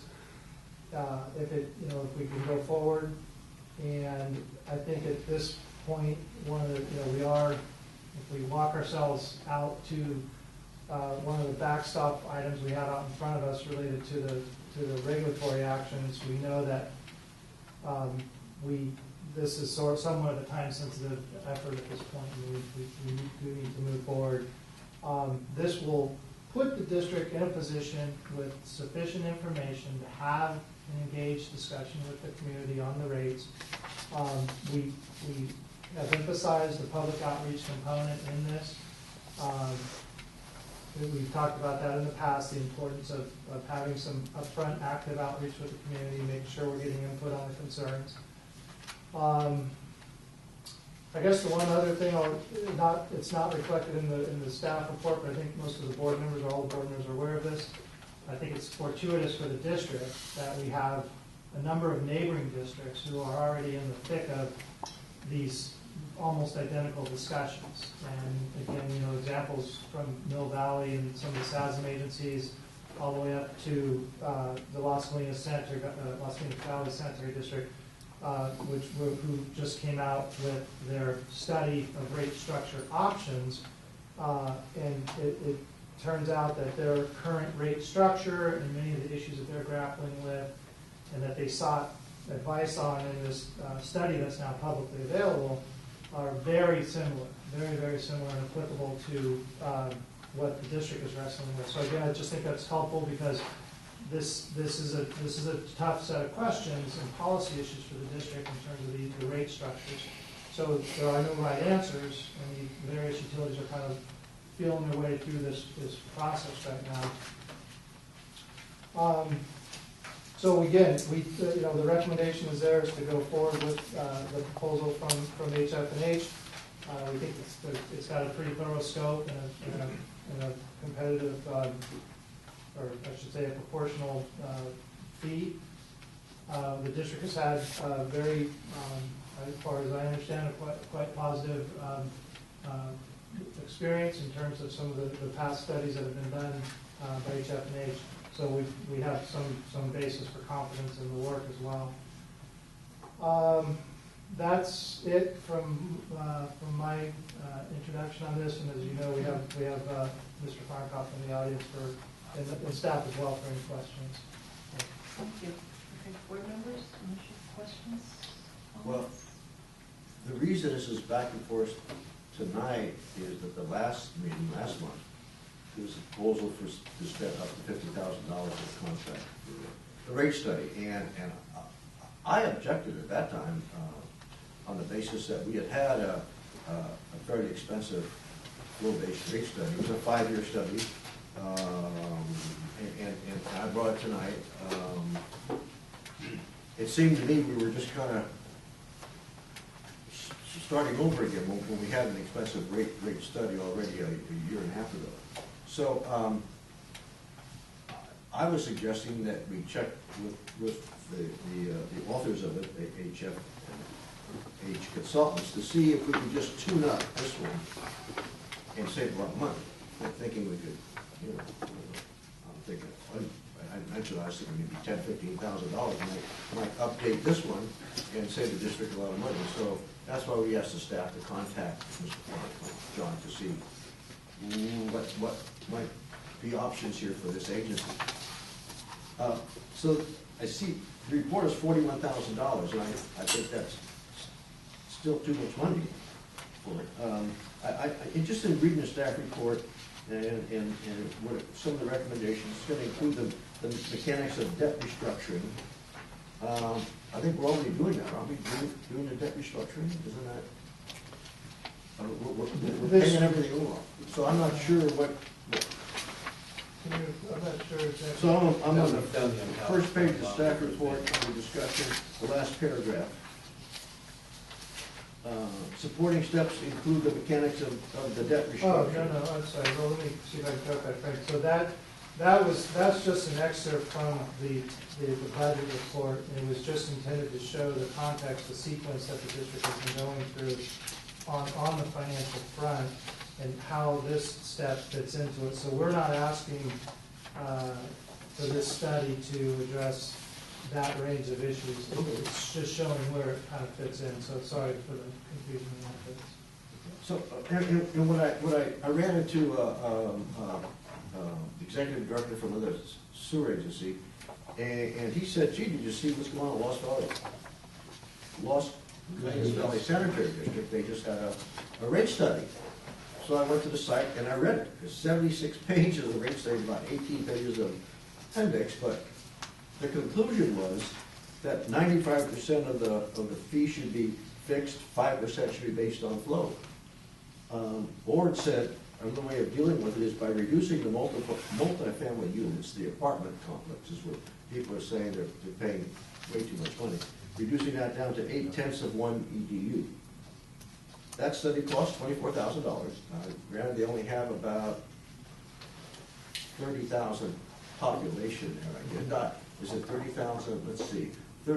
No, they've got about, the population is about 20,000, I guess. That's what he said, or something like that earlier. About 20,000, so less than ours. We're around 50, they're around 20. And that cost them $24,000, the report they did. I didn't print it out, it's too much to print. So again, I'm just trying to get the work done at the least amount of cost to the taxpayers as possible. And I had hoped that this proposal would have been in the $10,000 to $15,000 range. So Well, that's 41,000. That's 41,000 is a lot of money to. And when I've got this study, it just seems it could be updated fairly easily. I guess maybe two important items, and I think that makes complete sense, Frank, of trying to do this as efficiently as possible. The one thing I would note on the Las Colinas study, which again, I think it's really fortuitous for everyone that process is going on, and we can learn from it. What they've done is the first step. They've paid HDR. That scope of work of $24,450 essentially covered the evaluation of rate structures, and they have not actually gone forward, and this study that they've done with HDR doesn't take them to what their new rates are. It's a policy level discussion. As I understand it, and Wendy and I were able to attend the public meeting the other week on this, which again was really good to see. This is a policy level evaluation that they sought that says, bring us recommendations basically on what the rate structure should be and what the trade-offs are between flow-based and so forth. So they've got a bunch of good information and recommendations in front of them, but they're still one step away from now going, yeah, that's my understanding. So it's just a basic kind of apples to apples thing. This got them a long way down the road, but it's not quite the rate study. And it does, again, offer us the opportunity to what they did was basically a survey of the industry, said here's the standards, here's the trade-offs in these policy decisions. And then they produced some basic analyses that showed what current rates, how that redistribution would occur based on the policy options up in front of the board, as you explained, Frank. How much do you shift to flow-based? They made the evaluation of the 80% assessment, which says that on average, multifamily residents seem to be using about 80% of single-family indoor water use during the winter, and that might provide a basis for a policy decision that says, therefore, we can adjust their EDU cost down, by a factor of 2 or something. But again, this has gotten Las Colinas through a very productive discussion to where they're now ready to say, okay, now let's go do the actual rate. So it's just a little bit different. And the second part, I recognize completely, and when I first, that's a sidetrack.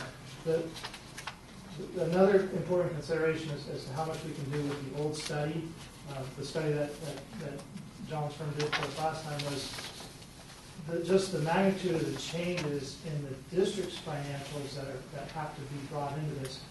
We have a different capital program. We have significantly different long-term bond debt values that we're talking about in this case, less, fortunately.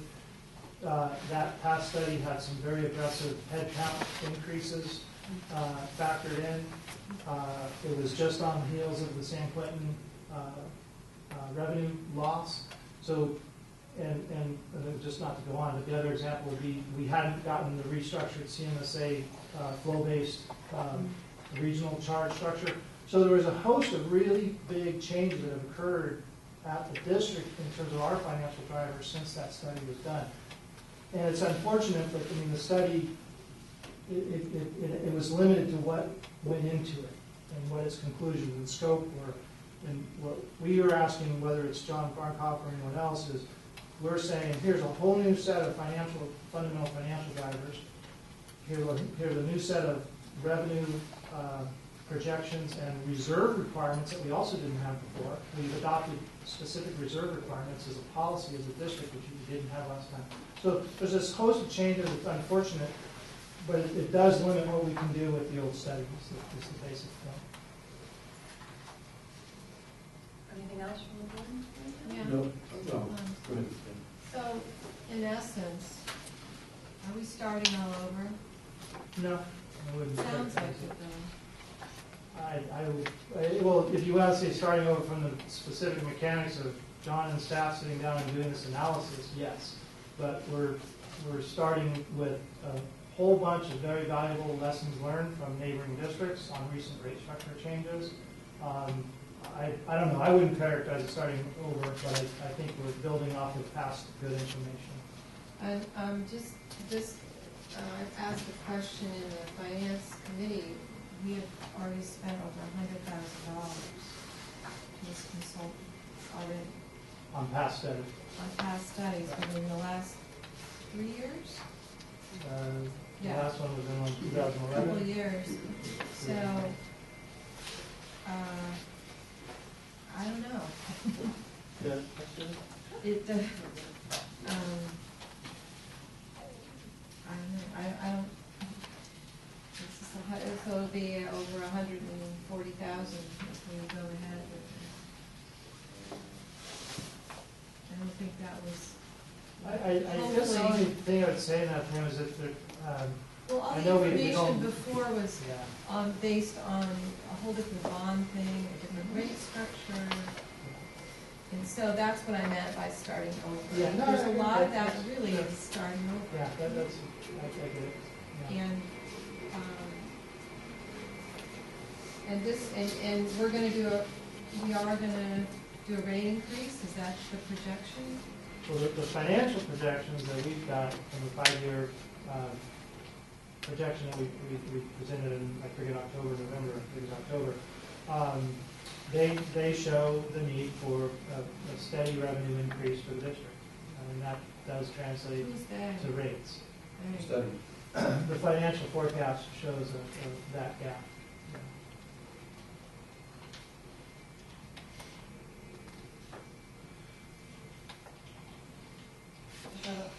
Pat, do you want to say something? Oh, I just want to emphasize, one of the main reasons we're doing is, we have to, based on state requirements and federal influences too. Plus, we're closely coming to well beyond 50% of the needed knowledge that we required for the condition of our sewer system. And what we had another failure of pipe today, I think. Sinkhole that occurred underneath the roadway on Sanitary Avenue. Forest came out of the ground. But yeah, my point is the system's not getting any better. Only where we've done our diligent work to replace and repair. We need money. Anything else from the board? Yeah, just, quick. So the last study from HF and H,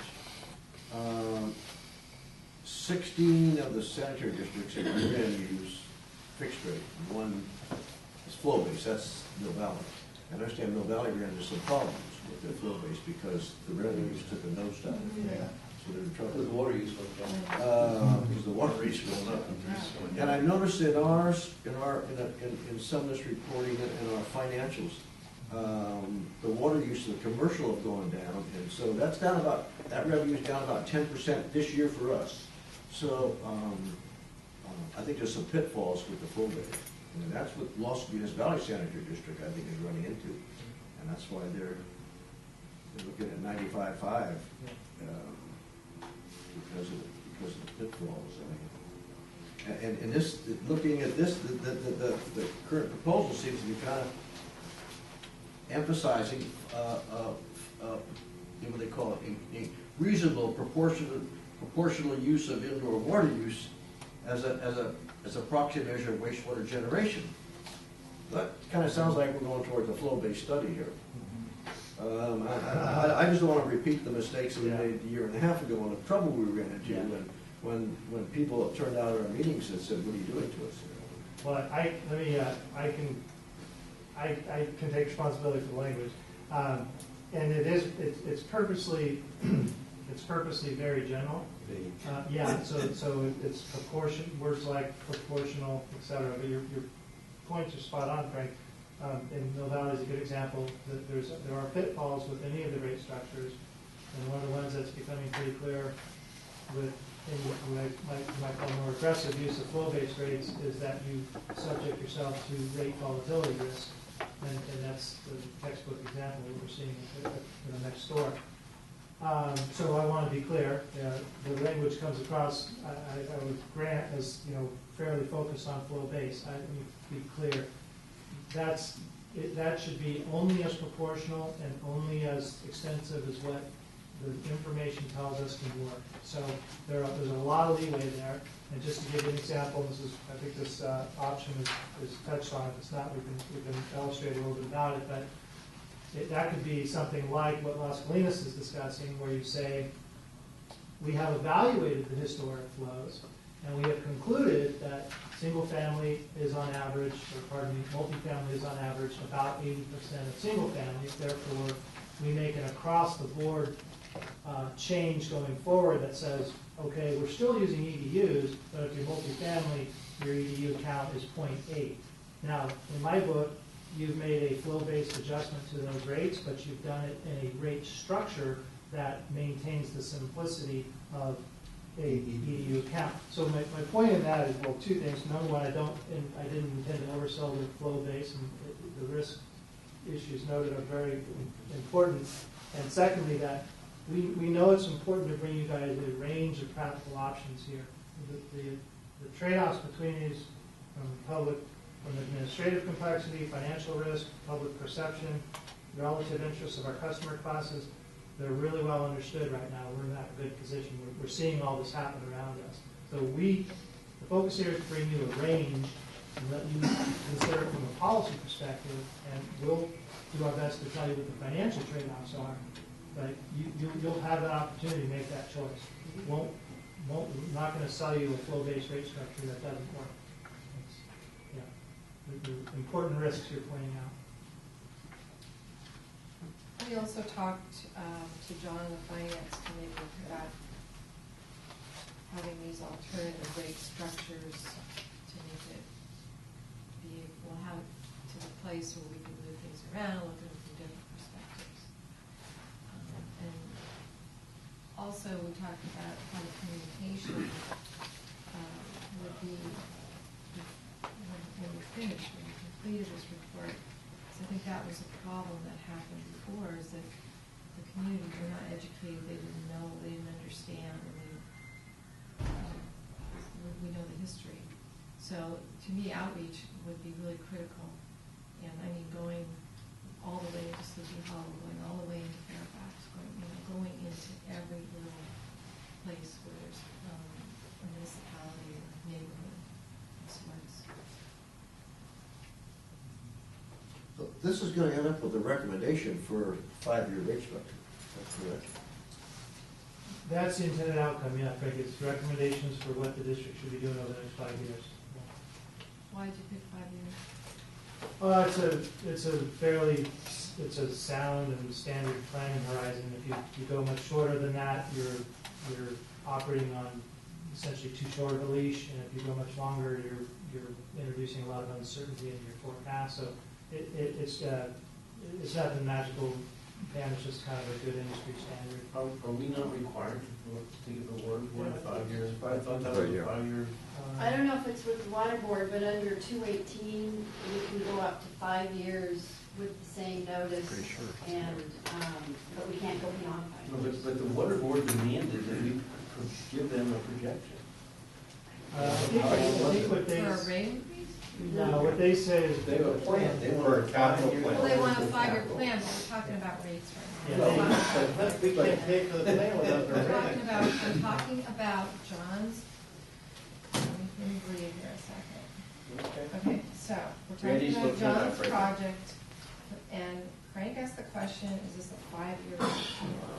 And that's what we're talking about right now. We're not talking about the whole IAMP and everything else. Well, explain the logical difference between a 5-year plan that says you have to spend this much capital and a 5-year plan that says you need a financial plan for spending that much capital. Well, They're we did a identical. 1-year, we did a 1-year rate. But you. We don't have to, what I'm saying is, we don't have to do a 5-year. No, but We don't how did- have to. how did the 1-year rate If the turn out? If the state has given us that direction, I don't remember that. I mean, staff would know that. I would hope, Well, or- so Las Colinas, for example, just to give you a sense, and this is, again, just my experience as well, the 5-year cycle is actually it's been proven to be a very sound cycle for utility districts to try to work with in terms of your financial plan. It just happens to work well with the length of time it takes for capital projects to move forward and so Yeah, forth. So I guess, we talked about shock Rate change. shock. Rate shock. And, Yeah. I'm just curious how that would play out.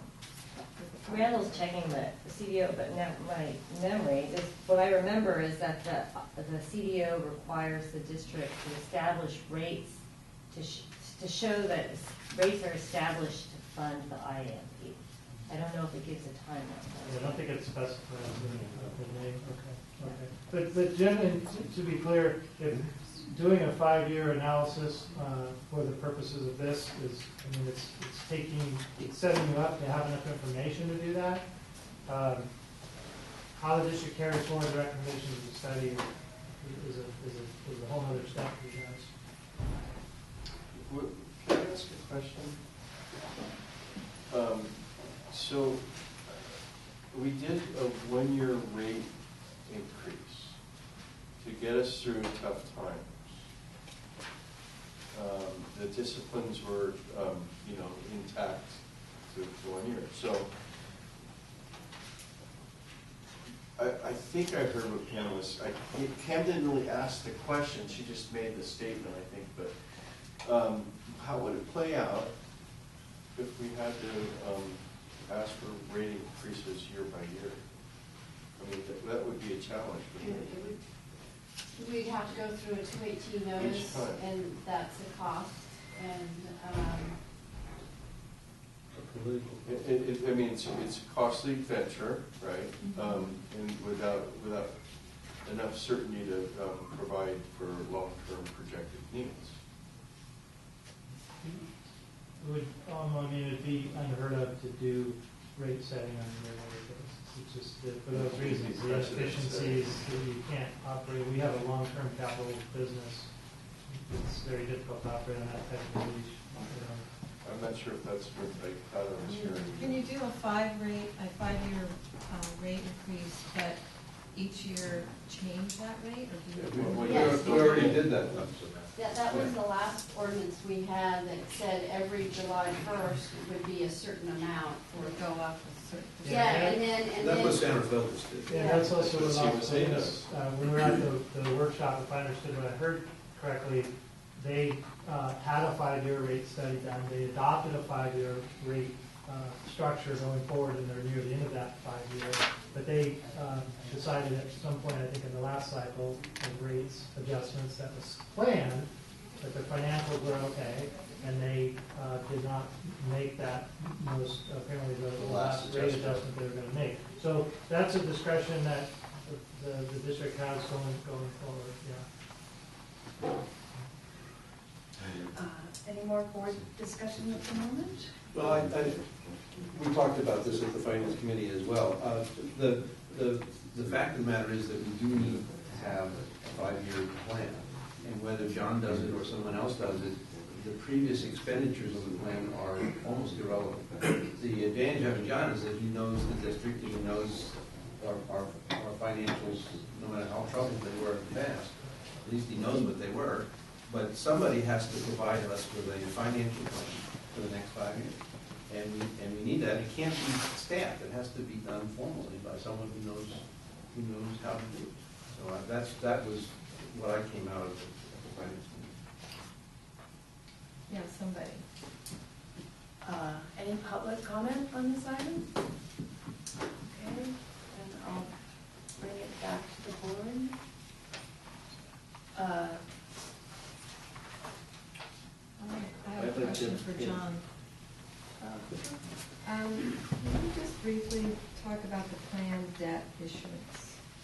That's one of your key points on here. Well, I think that part of that has already been taken care of in the financial plan that the district staff presented at, I think it was the end of October. There are projections in there right now for projected debt issuance, and so those projections are, I think, the best available information that we have right now. I don't know if there will be any fine tuning on that during the next 3 or 4 month period, which is when we need that information to reflect the rates. There will be debt issuance that will probably occur sometime after that, at whatever market conditions exist at that time. We'll try to get as close to what the financial advisors project in the rate study. Do you see the 41,000 as being pretty much covers everything, or do you project that there might be some more funds that could be incurred during going through this? Because it sounds like there's some loosey. There always yeah, is a loose little ends, bit of uncertainty, but one of the things that I think is advantageous at this time is you don't see it in the numbers here, but when the district has saved us, probably on the order of about 24 to 30 hours of time preparing a full-blown proposal and presenting it at an interview. When you're faced with those circumstances, that affects how you estimate your hours. You know you're going to have fairly significant time already invested in the project. You've, I think, enabled us to convert those hours into productive effort here, and so we tightened up our fee estimate. We don't have to have quite a margin, for that contingency. So I think at the finance committee discussion that we had, one of the questions was why couldn't this be cheaper? Because we really have already gotten pretty far up the learning curve, and I think for a number of the reasons that Greg has mentioned, it's as expensive as it is. It's more expensive than the HDR work because what we're going to be doing is not just looking at the concepts and maybe narrowing it down to something for you. We're going to come forward with probably about a comparison of 3 alternatives with your existing rates. And what we did before in the last flow-based rate study was compare your current rates with a rate structure, just a single alternative where all of the customers were based on individual flow. They have individual bills based on flow. What this proposal presents to you are 2 intermediate alternatives. And probably some refinements on that as we start to look at it. But right now, the way we've teed it up is we've looked at 2 other alternatives that won't be as that may not have as much revenue volatility, because they won't look at the individual customer's flow, which can fluctuate from year to year. We'll look at flows based on customer classes, and perhaps moving the multifamily from the per EDU basis to a flow-based basis. We'll present those to you to look at. You can decide what you want to do when you see the comparison.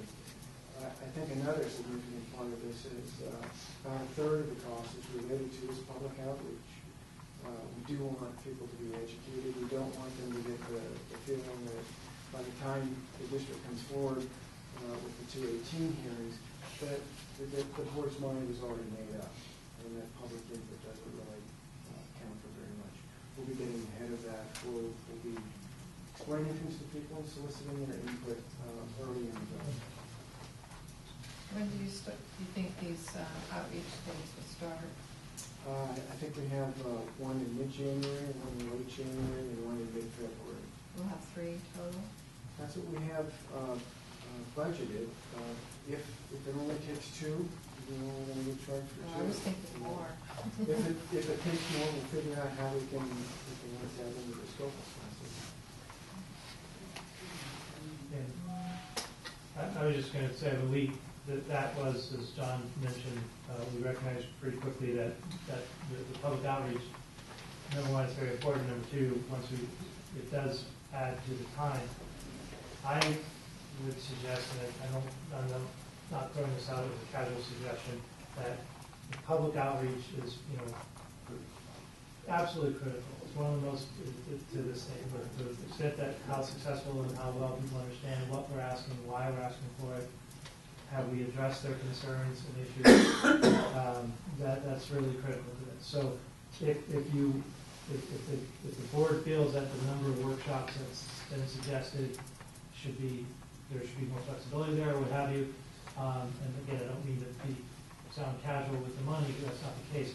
That would be very well spent money if we felt that 3 workshops wasn't sufficient or what have you. So I just want to emphasize that in my professional assessment, if we were to spend, and I'm just making up a number just for the context of this discussion, if we said, well, we need another $5,000 for public outreach, that is some of the most critical supporting work of this whole thing. So I would consider that as a very marginal expense for the benefit that we'd be getting to make sure that we are out making a good, open, constructive case with the community. Now that resource could also go elsewhere. Obviously, it could be other things that we thought were helpful, but as a technical resource and probably a key player in any effective public discussion, we just need to make sure that their scope covers that there's no missed expectations there in terms of what we're asking them to do and what happens. Because you guys have alluded to the past rate studies, and my understanding from talking with staff and with John is that those scopes morphed over time. That's how those numbers got up to where they were. We started out with a specific scope, situations changed, those kind of grew. I'm not suggesting that's going to happen here. I think we have a very well-defined program, we have a well-defined capital program, et cetera. But if I were to ask myself, what's the one most likely source of variability in the final cost of this work, I would say it's public outreach. And I would suggest that's okay. That's an extremely wise investment.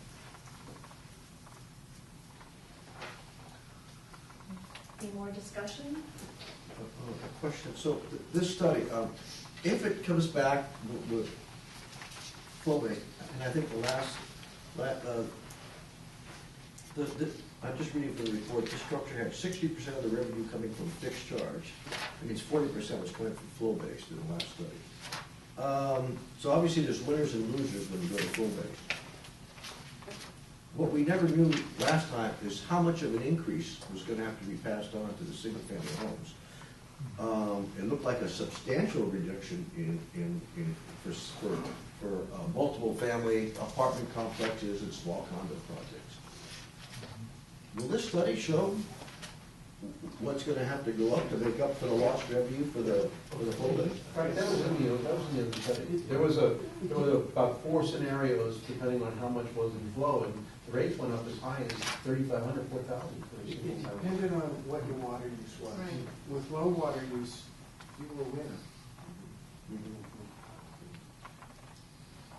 But actually, just more, because Frank, you and I have talked about that concern in the past, and John, correct me if I'm mischaracterizing this.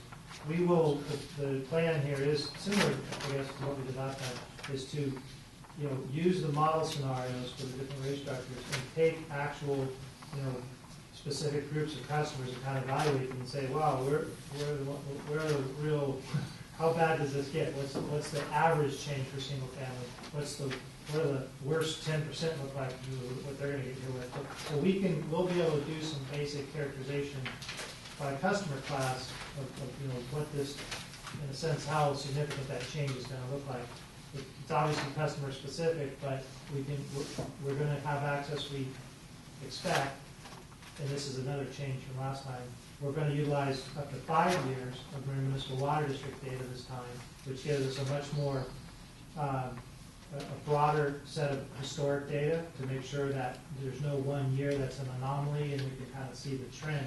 So we're gonna have some good solid information to see, just how sensitive that issue is. And as you say, we know there's gonna be a group of single family homeowners whose historic water use is gonna indicate, wow, this is what they might see. But we'll be able to present to you representative examples of what those impacts look like. So we're not caught off by it. Is CMSA just, they're starting their 5-year plan too soon, or where are they? I think it was not sure. They do a 5 years cycle. Yeah, we know pretty much what's coming. They're up. at Florida. They're flying. Well, that's another interesting Well, that's issue. why I was wondering why Here's we're what's not happened. talking about that. Here's what happened at CMSA the other night. They said, well, West Valley maybe go full-based, and they said, uh-oh, we're gonna have to change the capital funding program from EDUs to full-based.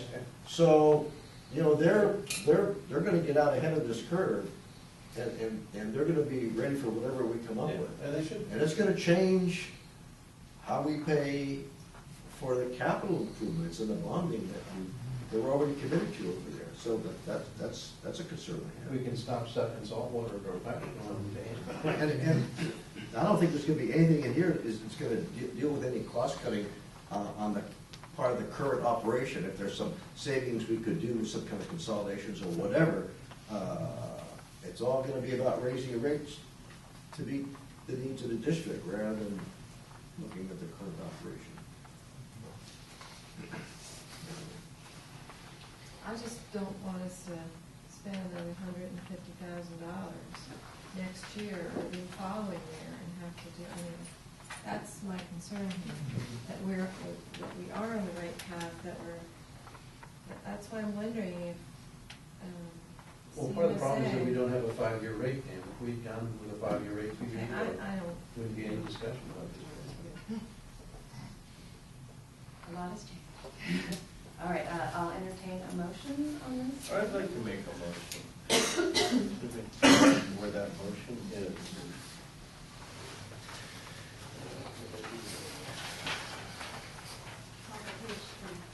Okay. I mixed it up.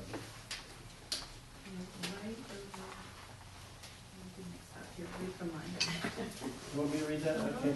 I'd like to make a motion to authorize the general manager to execute an agreement with HF&H Consultants LLC for a wastewater utility service rate study and 5-year financial plan in an amount not to exceed $41,000 or $41,430. Second. Wasco Sullivan, all those in favor? Aye. Aye. Aye. Opposed? No. The motion carries. Thank you.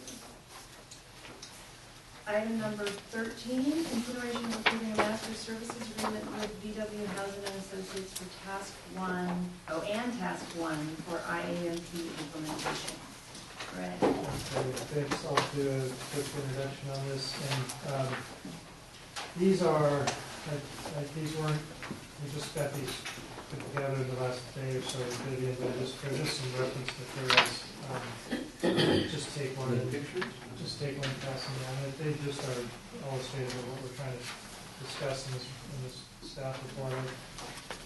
Again, I apologize, we didn't have these available, but they're just some figures to help you in this discussion.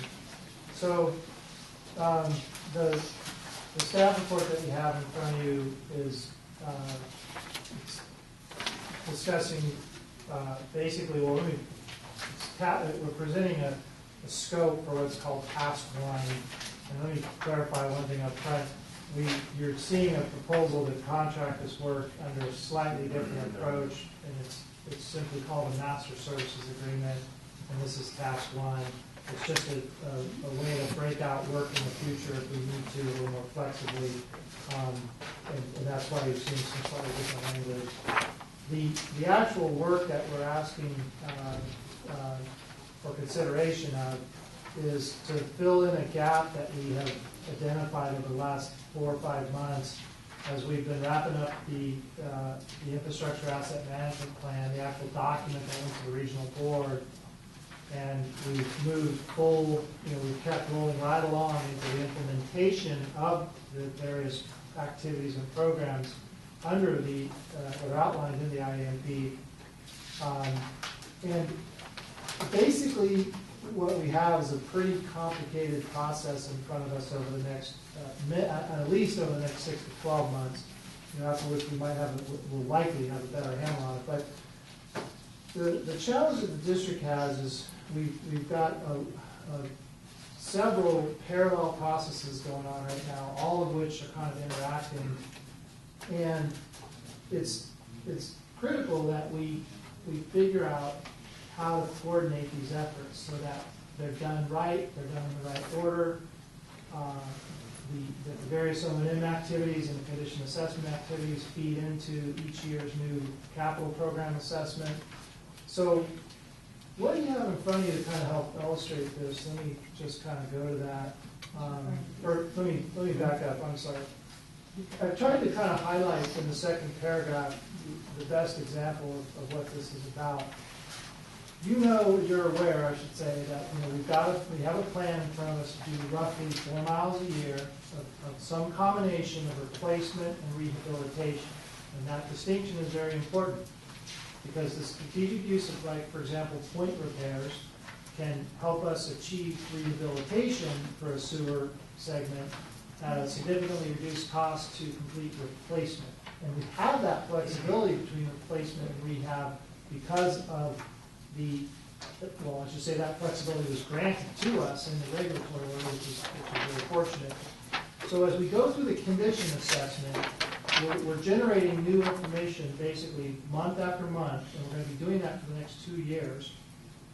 And the condition assessment is generating new point repairs, new information, and at the same time, we're trying to package up each year on a steady basis about 4 miles of targeted rehab or replacement. So in order to make that work effectively, we've got to have basically a process and a system in place to make sure that everyone is talking to each other at the right times, the right frequency, exchanging the right information, and we're doing that consistently basically over the next 6 to 12 months. As I've kind of learned more about how all these processes are working, meaning the condition assessment and the CMMS information flow, and how the engineering department is carrying out the capital projects and so forth, the gap in these various processes and the need to make sure that they're coming together correctly has kind of become more and more clear. So basically that's the role that's being filled under this task order by Vivian and her staff. They're tasked with essentially making sure that the meetings happen, that the right information is passing between the condition assessment people in the right process for updating our next year's gravity sewer rehab program and so forth. So let me refer you to the figures you have in front of you, because again, I'm hoping to help illustrate this. You can look at this. I'm going to peek over your shoulder because I actually gave you all my copies. Thank you.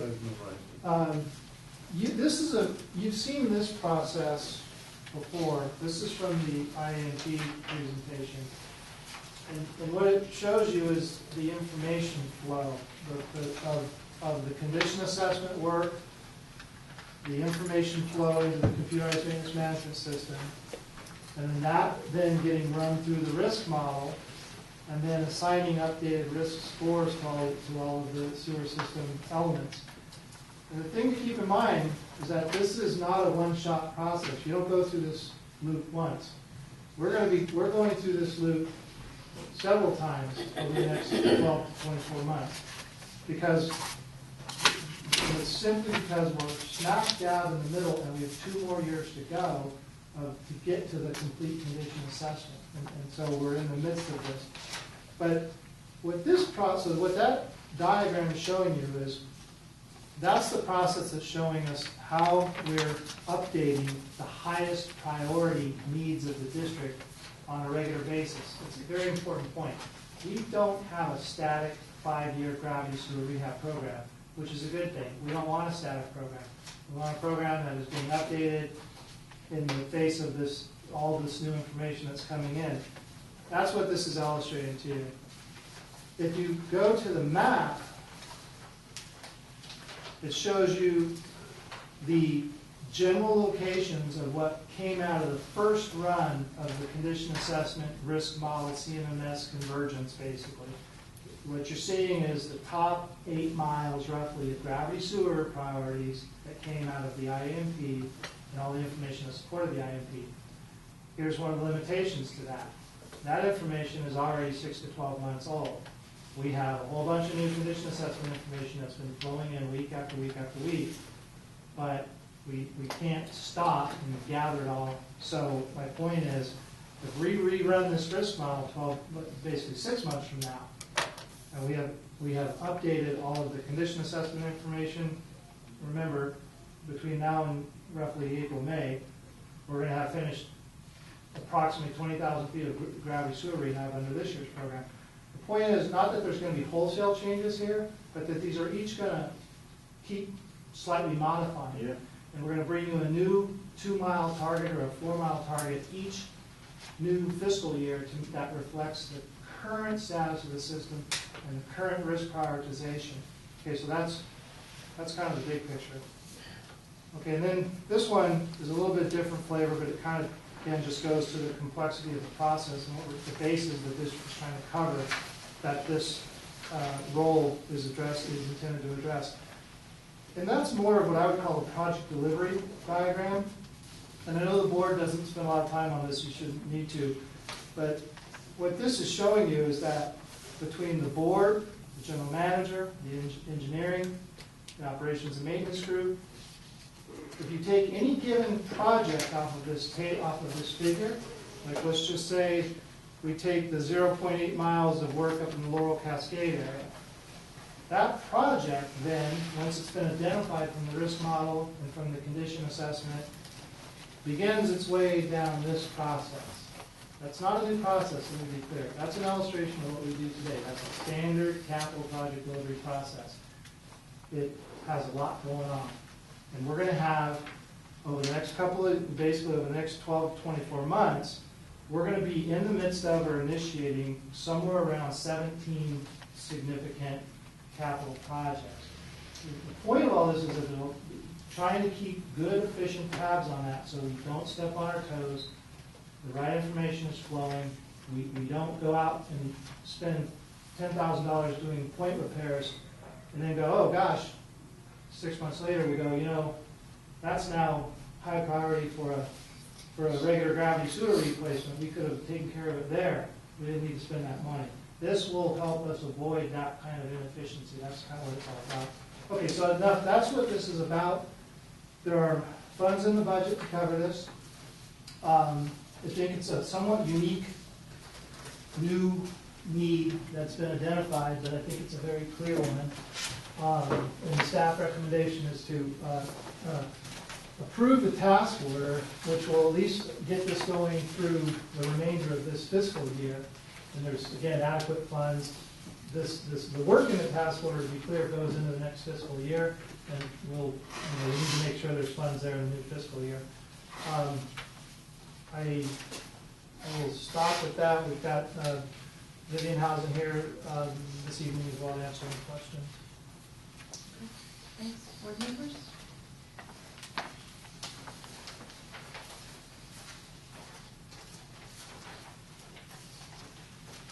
Well, I think we're doing great, and I think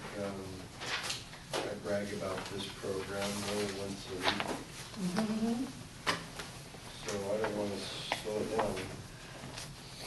I want to keep moving forward.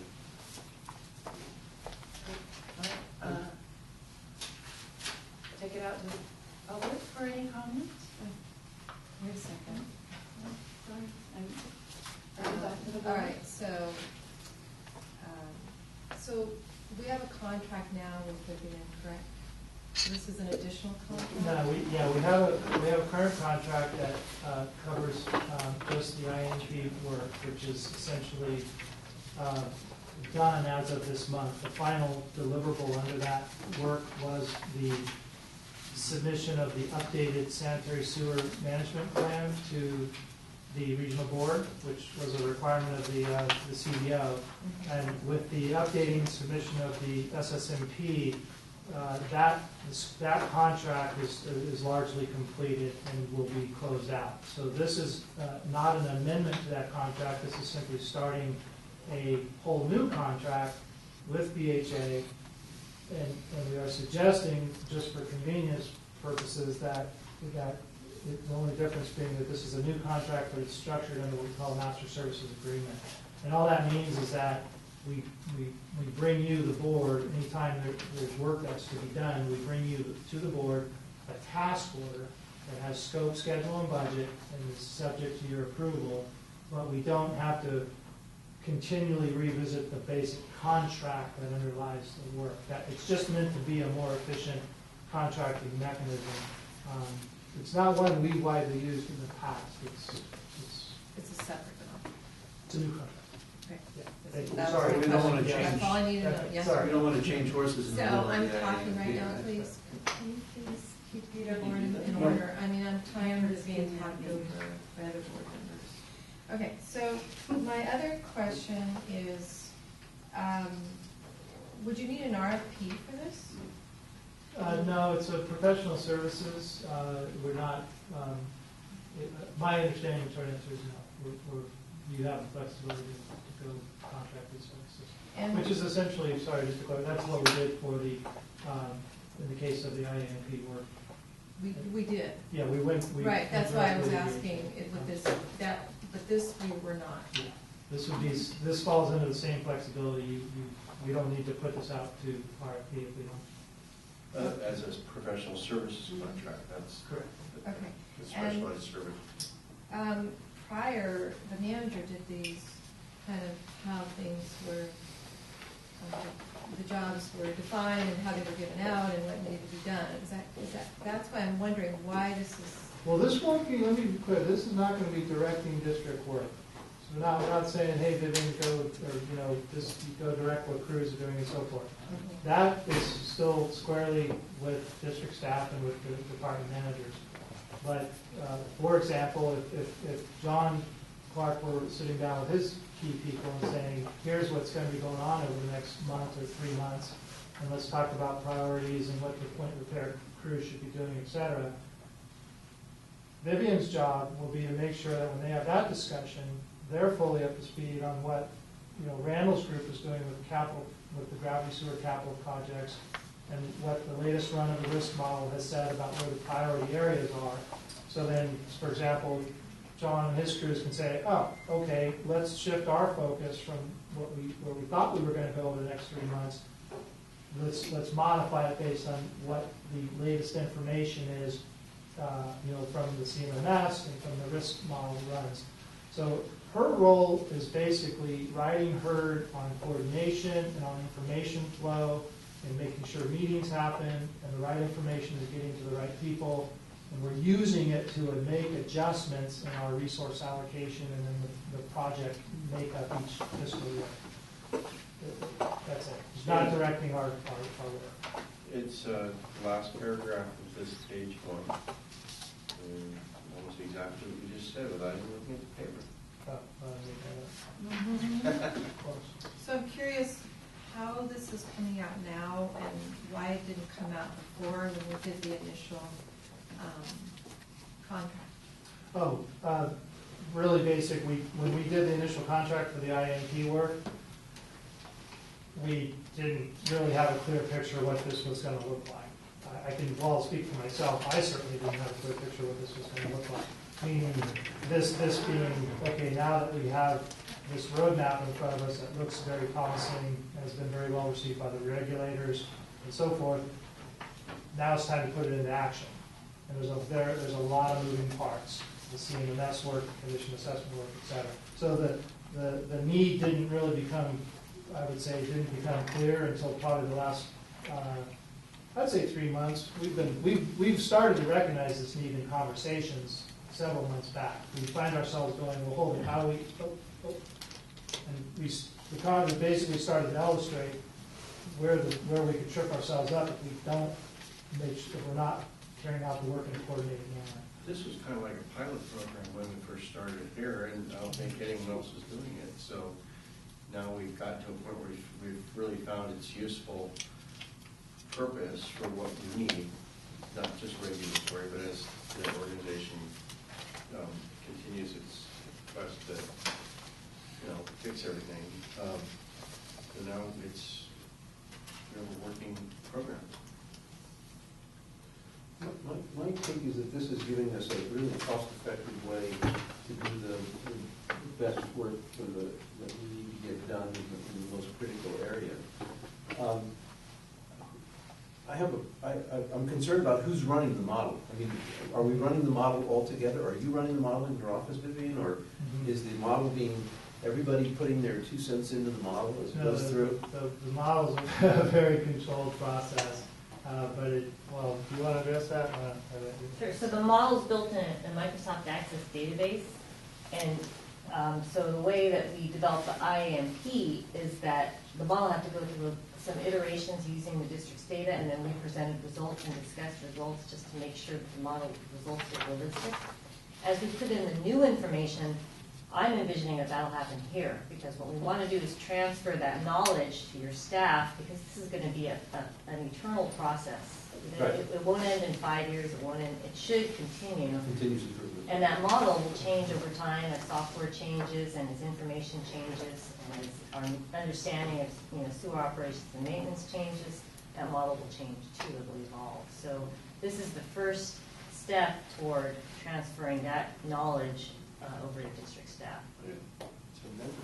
So most of the money is gathering data and having meetings with the staff, correct? That's correct. Nothing really, no data that you were paying on the other contract? No. This is new data? This is, so there's a bi-weekly or monthly check-in to make sure that all the different activities that are happening are coordinated and moving forward the way that they originally planned, and developing action plans as we go if they are not, because what we don't want to find out is a year later that, we have to make a report to the regional board and we forgot to do this whole part of it. So we want to make sure along the way we have a recovery plan. And then quarterly looking back to say, looking at level of service and what we're trying to achieve.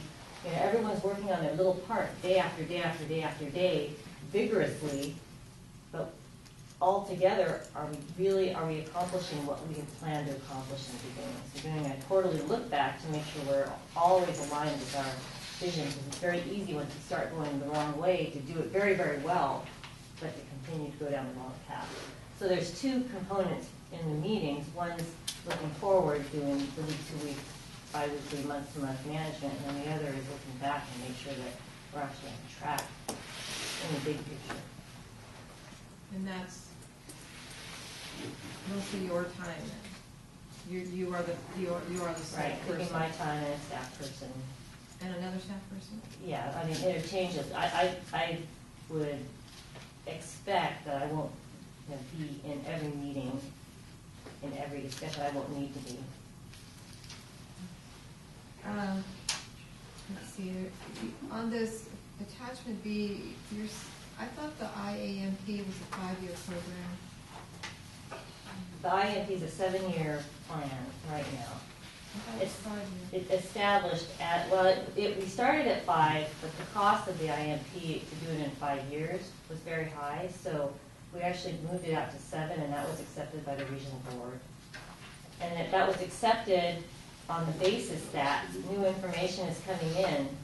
So that's the snapshot as of the submittal of the IAMP in October, but that snapshot will change over time.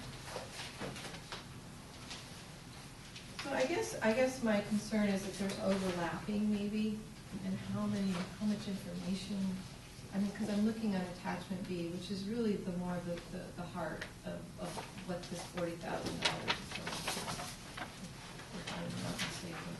And you're also going to be sharing things about and track internal activities. I mean, that's very vague and very broad, but then you're going to do things such as cleaning, repairs, and data management. I'm just wondering, I guess it's confusing to me, thinking that some of this should be divided out by Greg, and it seems like it's kind of like all over the place, is what I'm just concerned about the money. So the reason why the O&M part comes into play and it's so important is because the IAMP is not just capital repairs. There are point repairs, there's cleaning, there's reprioritization of cleaning, reprioritization of CCTV. The operations and maintenance is an integral part of the whole plan. So we're not just going out and fixing everything, because then that would be cost prohibitive.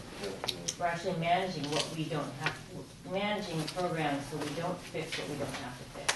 And that takes field information, and that information is always coming in. So a lot of the communication and coordination is to bring that field data in on a regular basis to inform the replacement decision. Yeah, it's interesting this is coming up because the financial committee, I actually was wondering what happened, because we were just thinking like 2 months that had gone by without any information.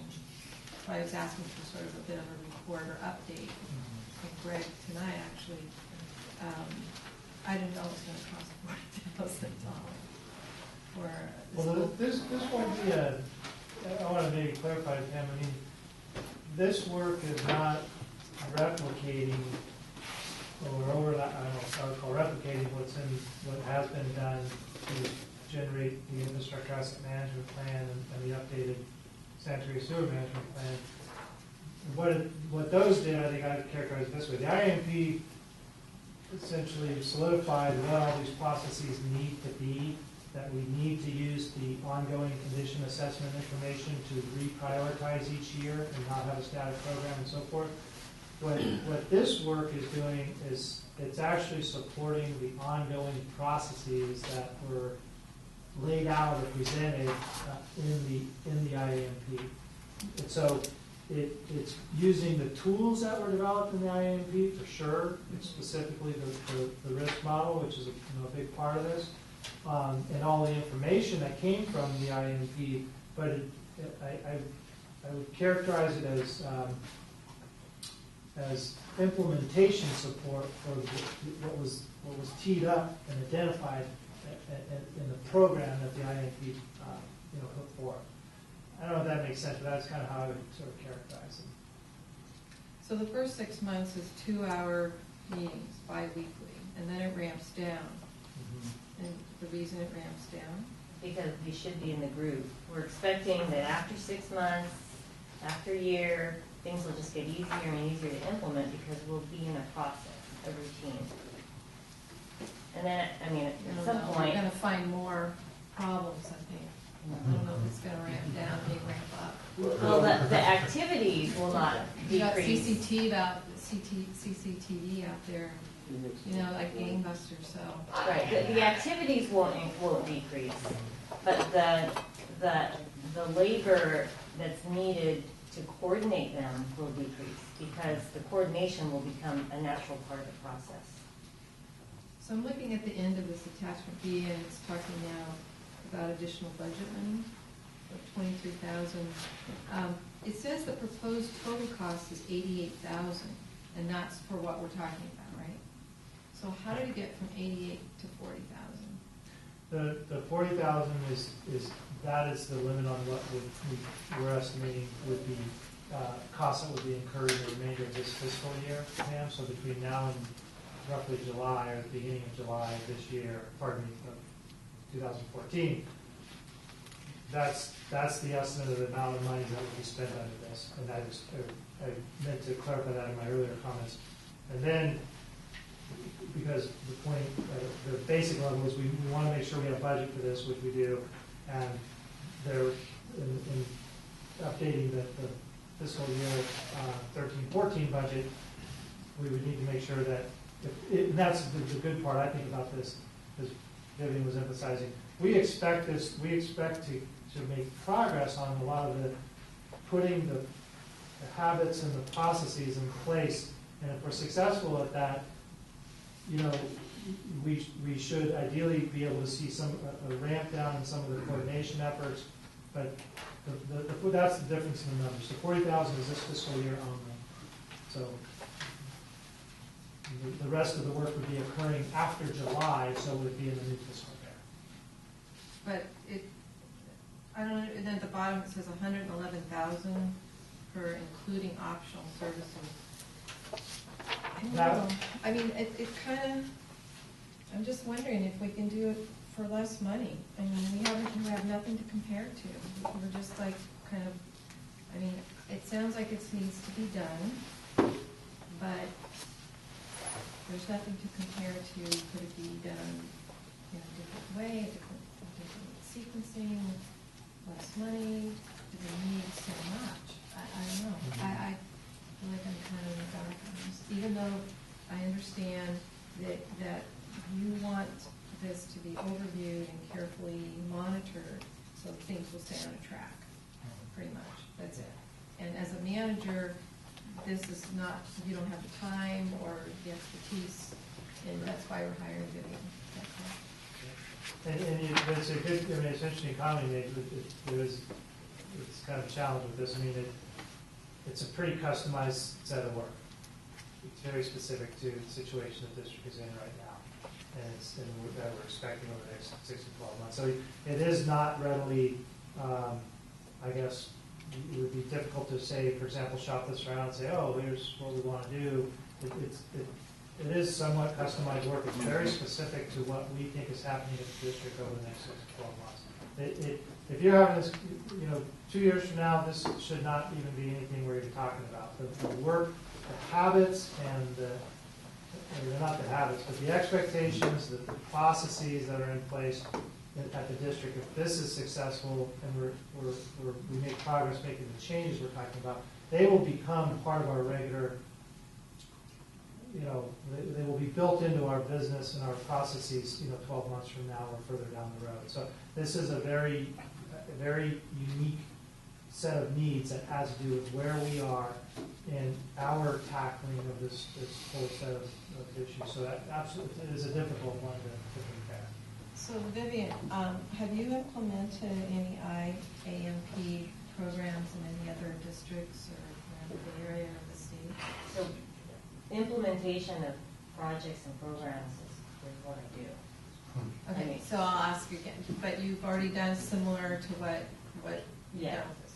And tell me, when you did those programs, did you have this follow-up position, this new contract with their programs as well? Oh, you mean, so have I developed, it's a little different. So typically what we have as an IMP is a master plan, usually called a master plan. It's usually not the same, though it doesn't have the operational and replacement component. This is very unique to the district, and it's because this plan is the plan that allows you to address the CDO, with the least expense. And other cities and agencies, they're addressing just the repairs, they're addressing just their O&M, they're addressing just their capacity, but they're not having to do the whole They're not thing. under CDO. Yeah, they're not having to do the whole thing in this much time. So, so if you look at a master plan, yes. So I have, after having completed a master plan, helped implement the program. And also in places I have not, it depends on the size of the agency and the speed that they have to do the improvements. But very often, I brought in, and other consultants would say the same thing. And usually the reason is because all the knowledge that goes into developing the plan is very difficult to recreate if you weren't part of the development. So, I mean, especially for the district, the most important part here is that your repair crews are going to implement a lot of this IAMP. And whatever they don't fix, you're going to have to hire a contractor to fix. So you want them to fix those things. And so that's kind of focus, and Yeah, that will. I understand the process, I totally Right. get it, I understand why it's here. I'm just curious on how this is going with other agencies and other districts. Yeah. How far are they taking it out? So it is, I mean, you know, some districts implement themselves, some, if they have huge programs, they go out and they get a huge a program manager for a huge program, we're talking about hundreds of millions of dollars. And then others, they'll ask me to stay on and implement. And right now I'm actually working with 3 different agencies implementing master plans. And implementing doesn't mean coming in and doing the work, and you hire other consultants to do design of facilities and that sort of thing. It's just checking in to make sure that the ultimate objective is still being met. Staying on track. Staying on track, and things always come in to try to upset the apple cart constantly. It's constantly change, and helping to maneuver through that change and making sure that change has the least impact on the end goal. And I do come in and do that regularly. Can I make a comment? Sure. You know, I was looking at your service contract, and I didn't see anything in there that spoke to proprietary information.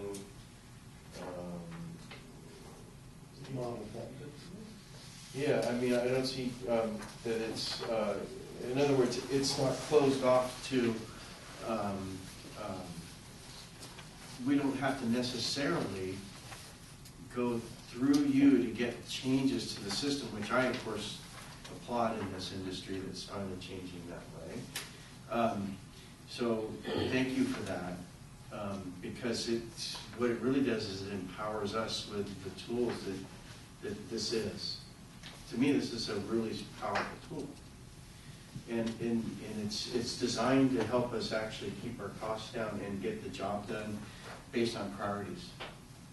And what I think is the coolest thing about it, and I'm not trying to sell the program, Vivian did a good enough job on her own, but the matrix, the colored matrix, that tells us exactly what's really going on. It says, you know, the red, the most egregious challenges are prioritized first, and then we have a timeline on the, I'm colorblind, but I think it's orange. Anyway, the high ones, you know, they have a period of time before they have to be dealt with and treated as more of a priority. So eventually, I see everything being this color as we go through the district, and then it'll start over again, and we'll be in queue on everything. So staff will be able to pass that institutional knowledge on through this system, basically. Thanks. Terrific. I was glad to see that there's nothing proprietary in the language of your contract. I still appreciate your expertise, though. Yes. Well, she's passing on her institutional knowledge, too. Anything else at the board level? Sure. Yeah, my concern with this and the previous contract and the next contract is we're authorizing tonight almost $1 million in contracts. Because this will end up being $111,000. It says $40,000 for that. That's this fiscal year. So we're spending almost $1 million of public money on hiring contractors to do work for us. And in the back of my mind, I keep saying to myself, why can't we do some of this stuff in-house? Well, we've got a staff of 2 engineers. We've got a lot of people. We added a bunch of positions, and yet we keep going out and contracting more out all the time. So this is, you know, it looks like it's going to be a $111,000 contract, not just a $40,000 contract. So the $40,000 is for the first 6 months this year.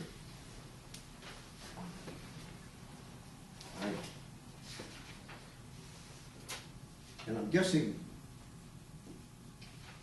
that if Vivian didn't do it, Housing Associates didn't do it, someone else would have to do this work. The question is, do we have staff capability of doing some of this work, or does it all have to be contracted out? Is that, Ray, you want me to try to- Well, this is, I'm trying to rationalize how Sure. how this is all playing out tonight.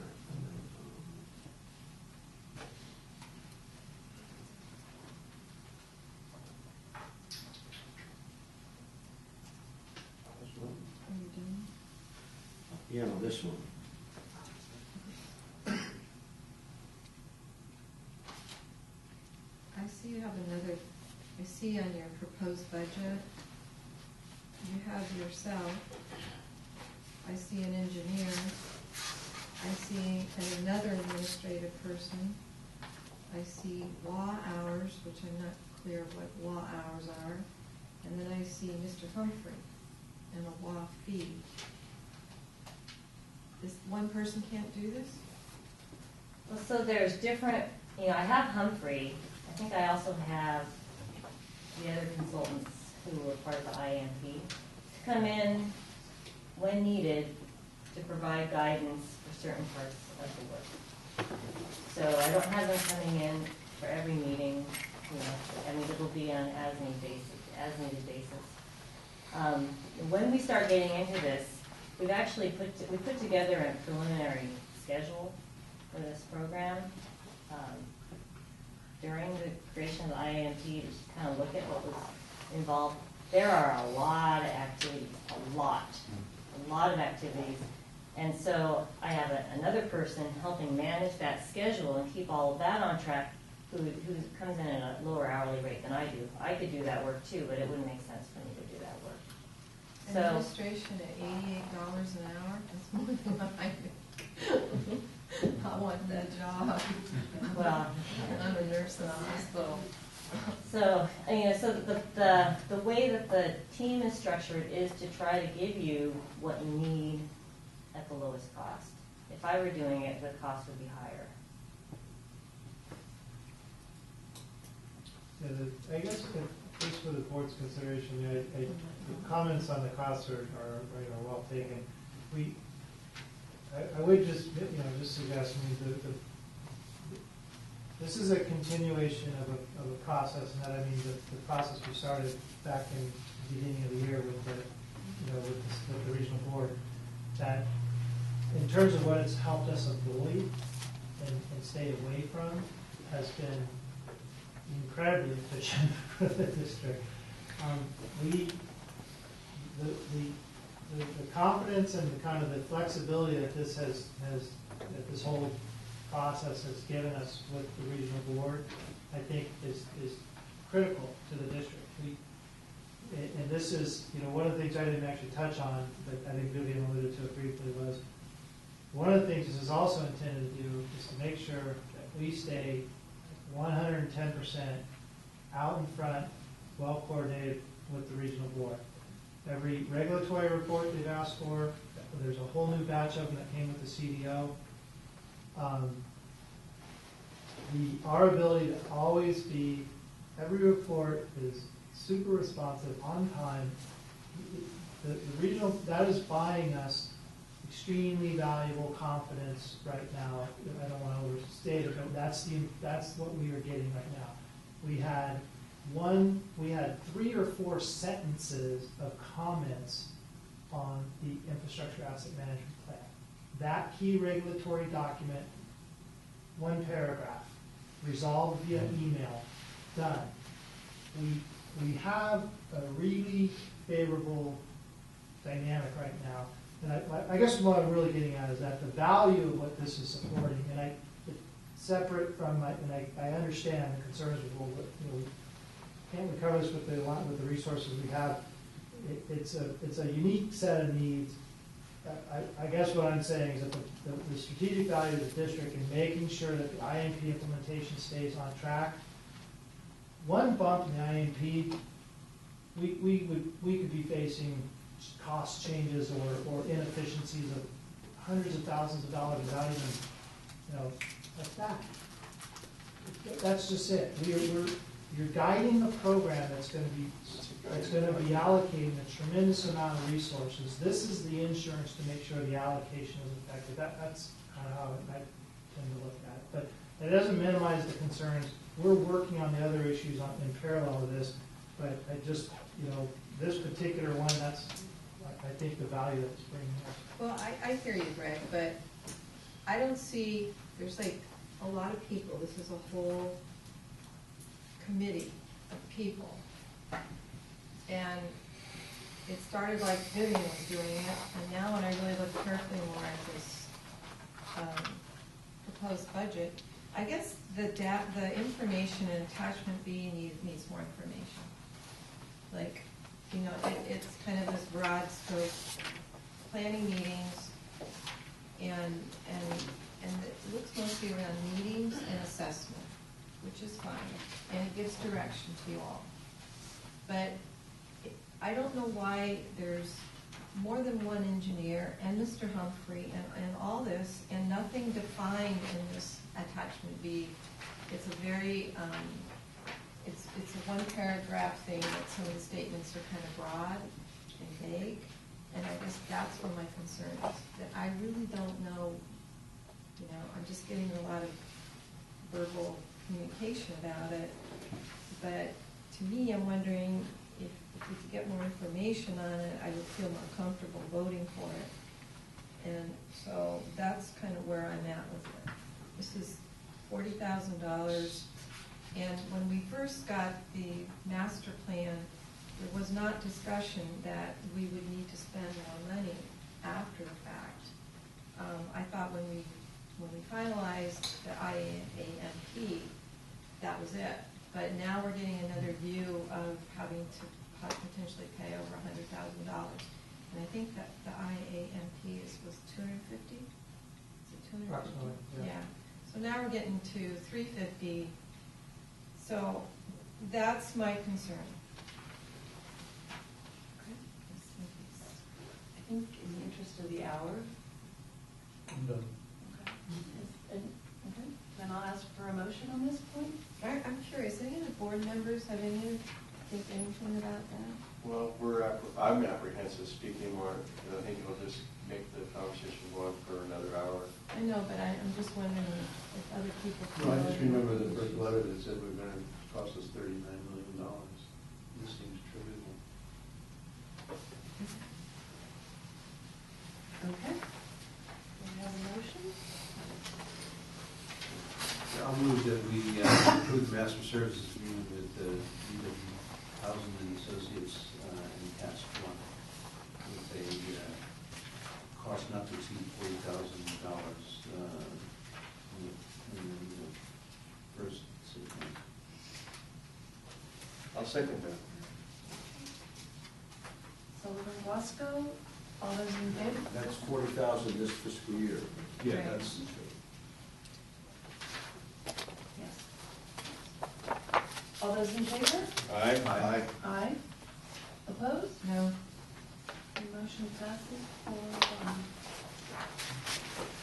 Okay, item number 14.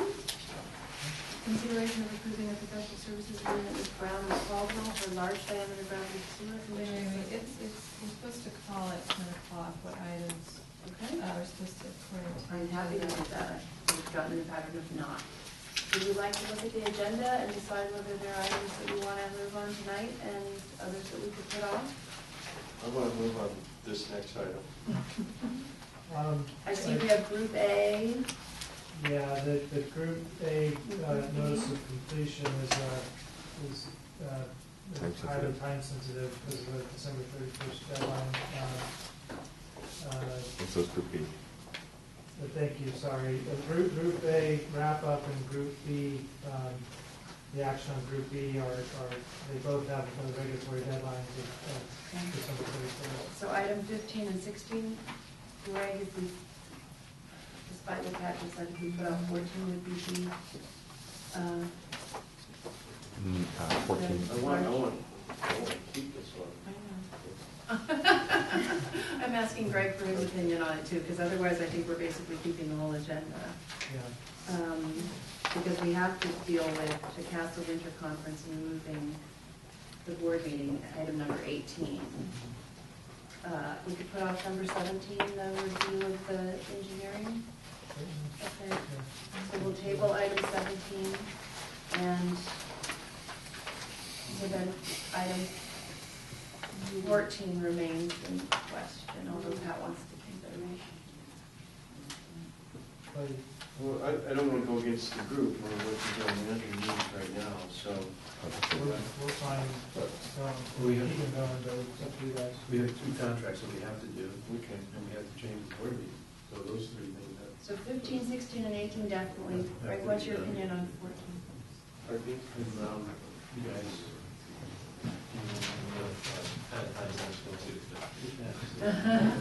And you guys were here all night? Is 14 time sensitive in your? It actually is, just because of the, yeah, I apologize, yeah, I would. It's a meaty board packet. All right, so we're only putting off 17 until the next board meeting? Yeah, I can do that. All right, item number 14, Okay. gravity sewer condition assessment. We've been waiting for you to get the title. That's right. I'll just do a quick introduction. So you have the package in front of you. This is the next step in the process that we started a while back. The large diameter condition assessment study, the need for it was been identified for some time, and it was refined and since sharpened, so to speak, in the IAP process. This is a study to target specifically the 18-inch and above sewers, make sure that those get cleaned and condition assessed and inspected. We went out for RFP on this to a number of qualified firms. We got 2 responses. We've been through the entire RFP review process and ranked those. What you have in front of you is a staff report that makes a recommendation for award of the large diameter condition assessment study to Brown and Caldwell in the amount not to exceed $750,000. This is approximately a 2 to 2.5 year process. It is broken down into tasks, but what you're approving is the study. I mean, the entire amount. I want to be clear.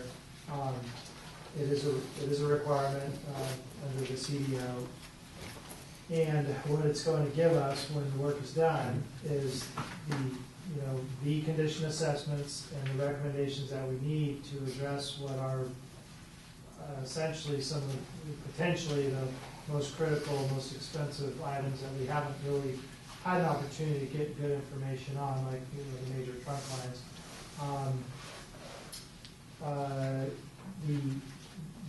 Again, there was 2 responses. They've been through a very thorough review. The staff recommendation is for Brown Caldwell's to award the contract, and we have representatives from Brown Caldwell here this evening. And so again, you've already seen a fair amount of background information on this over the last several months. So I will stop there and hand it back to the board. Board comments? Boy, I love seeing these packets. This work that you're doing in-house with your Infosys and Infonet, just quantum leap forward, and you're doing just top quality data entry, and the maps are awesome. I don't know if anyone really looks at these very closely, but I sure do. And I can see every time you populate it with something new.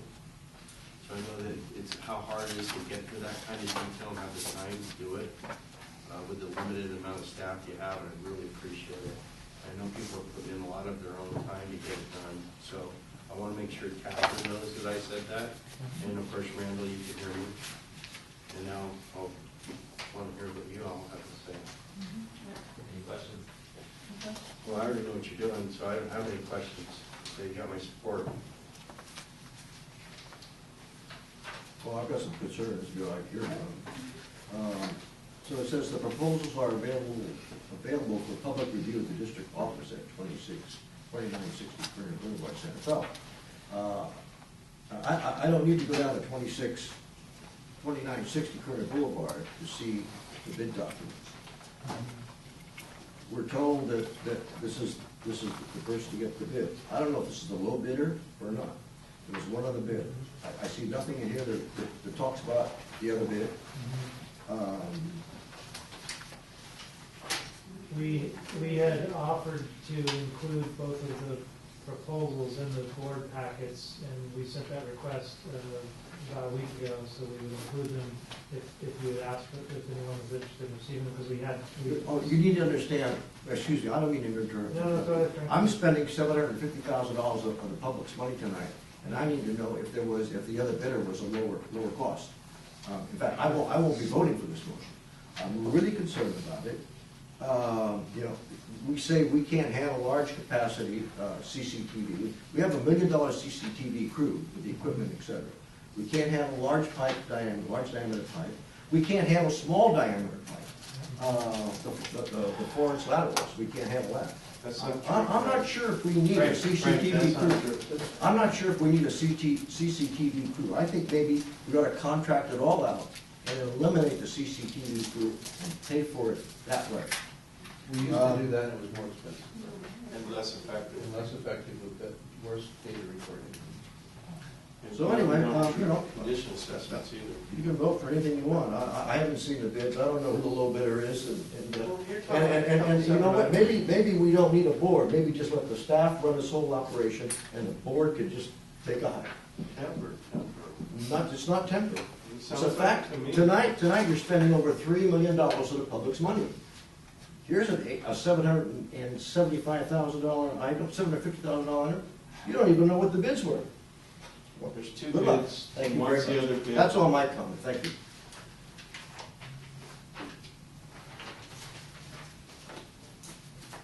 Call motion.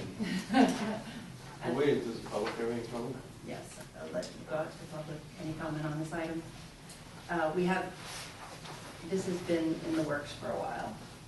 I would ask, Greg, was the other bid lower or higher than this? I'm Or was it going to not ask Graham if you have responsive in some other the way? copies. The other proposal from E2 Associates was slightly lower. It was $749,184. And this was accepted as the This- winning bidder broadly because, well, Because this is a service and we award it on best value to the district. Wow. It's not a construction little bid. No, it's not a bid, it's actual proposal. So Oh, I it's see. the quality and of the services. So we sent out for Experience. RFPs. right? Price is one component, but also the quality. Thank you. Yeah. Yeah. all right, then I'll call the motion. I'd like to make a motion to accept the proposal from Brown and Caldwell and authorize interim general manager to execute a professional services agreement in an amount not to exceed $750,000, $275,000 for year 13-14, and $475,000 for year 14-15 through year 15-16. Second. Oscar Sullivan. So, a question on the contract, if I may. So we can't handle anything 18 inches above our CCTV crew. And there's What can we handle? there's What does no- our CCTV crew do? What size diameter pipe can we? Frank, there's a whole bunch of specialty equipment involved here. There's radar systems.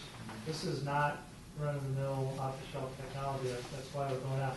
We're able to do 190 miles of our 200 mile system. So whatever that equates to, bad with the math. 95% of our system can be handled by our crews. Okay. Okay, so the characterization that our crews cannot handle anything in the system simply is not factually correct.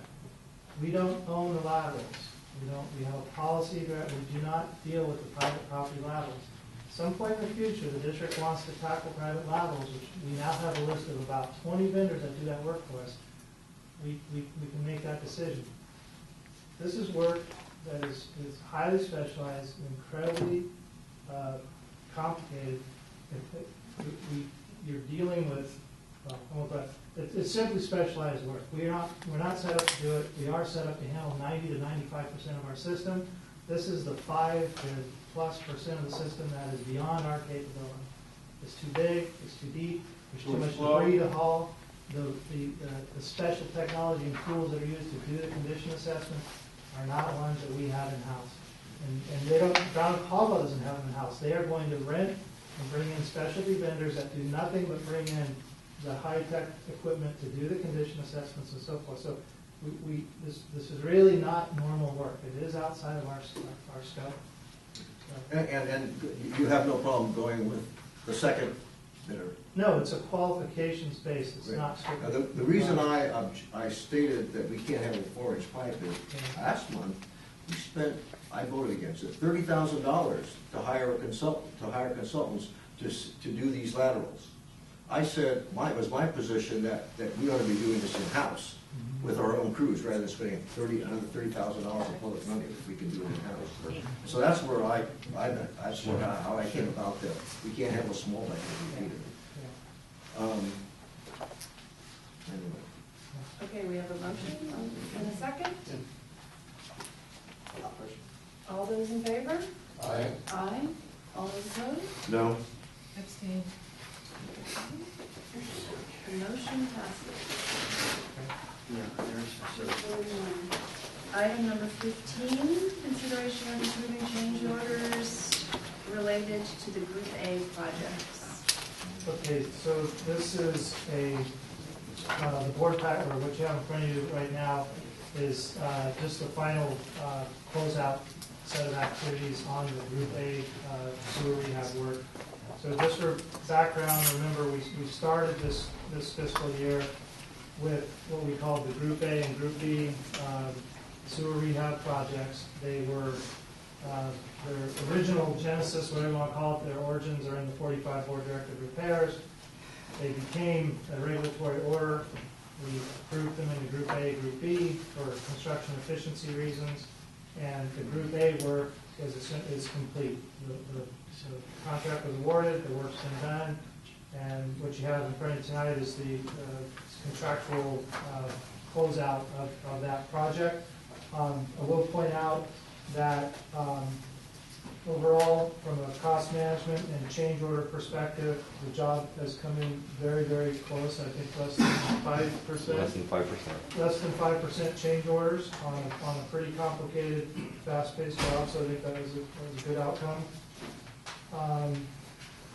I don't really have anything else to add. It's a pretty standard for closing out that construction contract similar to what we've had in the past. So I'll stop there, and we've got Randall, Ishii, and others on staff to answer any questions. Okay, board members, any questions? Glad to see it done, and it was done cheaply. It came out to $770,000 a mile, which is nice because of the security thing. So, we're putting a lot of cure in place, right? Group A was almost exclusively cured in place on purpose because we wanted to batch that work in the interest of time and get it done as quickly as we could, yeah. I don't know if I've shared my feeling about cured in place with people in this room, but never been a huge fan. Never been a huge fan. And to me, it's all about how it goes down and how well we adhere to preparation and adhesion and all that. In curing. So I've heard some horror stories lately, locally, not necessarily with this contractor, which I'm really happy to hear about, because it wasn't really this contractor was everyone's nightmare, no matter what they did. So I'm happy to hear that you're happy with the projects and you're ready to release all the funds that they burned. But some other project I'm not too keen on, like Oroka, other contractor did some cure place work. I haven't heard much about that. We can talk about that another day. So maybe you guys can bring me up to speed on that at some point. This sounds successful though. Okay, out to the public on this item. Back to the board. A couple questions. For change order number 1, 6 of the 7 items are because of improperly marked lines, gas, looks like gas, water, etc. That's about $20,000 of this cost overruns. Did we do the USA marking, or did someone else do that USA marking? We did. You go ahead, Randall. Yeah. If I may, Randall Ishii, District Engineer. We staffed at the USA markings before these projects were even on drawing plans. We took photos, we had that information available to the contractor, and those photos do not show USA markings by those utilities at these job sites. We also required the contractor to do that as part of the course of their construction during the actual shovel hitting the ground construction work. And again, at that point in time, those utilities did not mark their utility. I think when he says we did it, we called for it. And those utilities They had to come out come marked, out right? individually. So Utilities, water yeah. marks water, PG&E marks But PG&E. the real important distinction here is Randall's crew, it makes the initial call so we know where it is. When Ranger comes in and does the project, they have to take over the USAs and call their own USAs in, which means they put down the white paint, they make the phone calls, and they take full responsibility for all marking and locating needs. Okay, so none of that unmarked stuff is on us. Well, it costs As far as I us, can it costs tell. us money, I mean, it was an overrun in the contract. So it's not our fault, but it costs us money.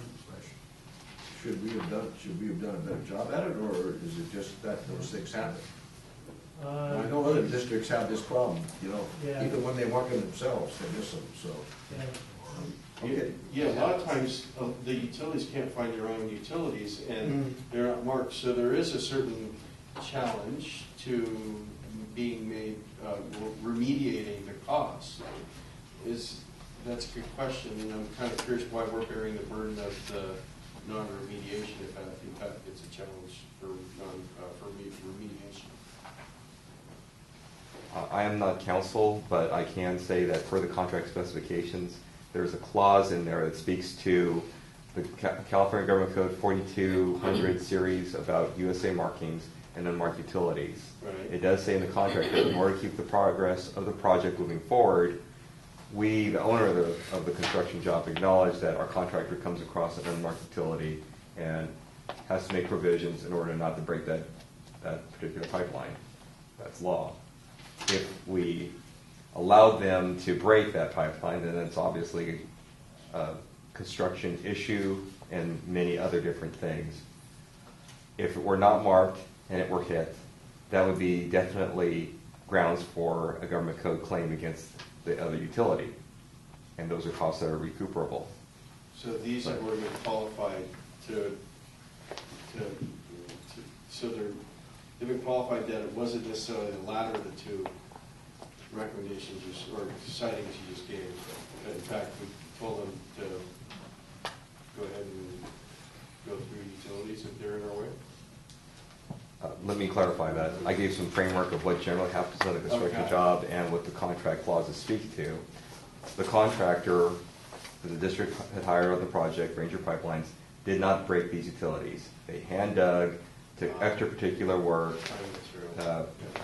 and on a time and materials basis supported those utilities that were not marked to make sure they did not break the utilities and cause service outages, service interruptions, or damage to that other utility.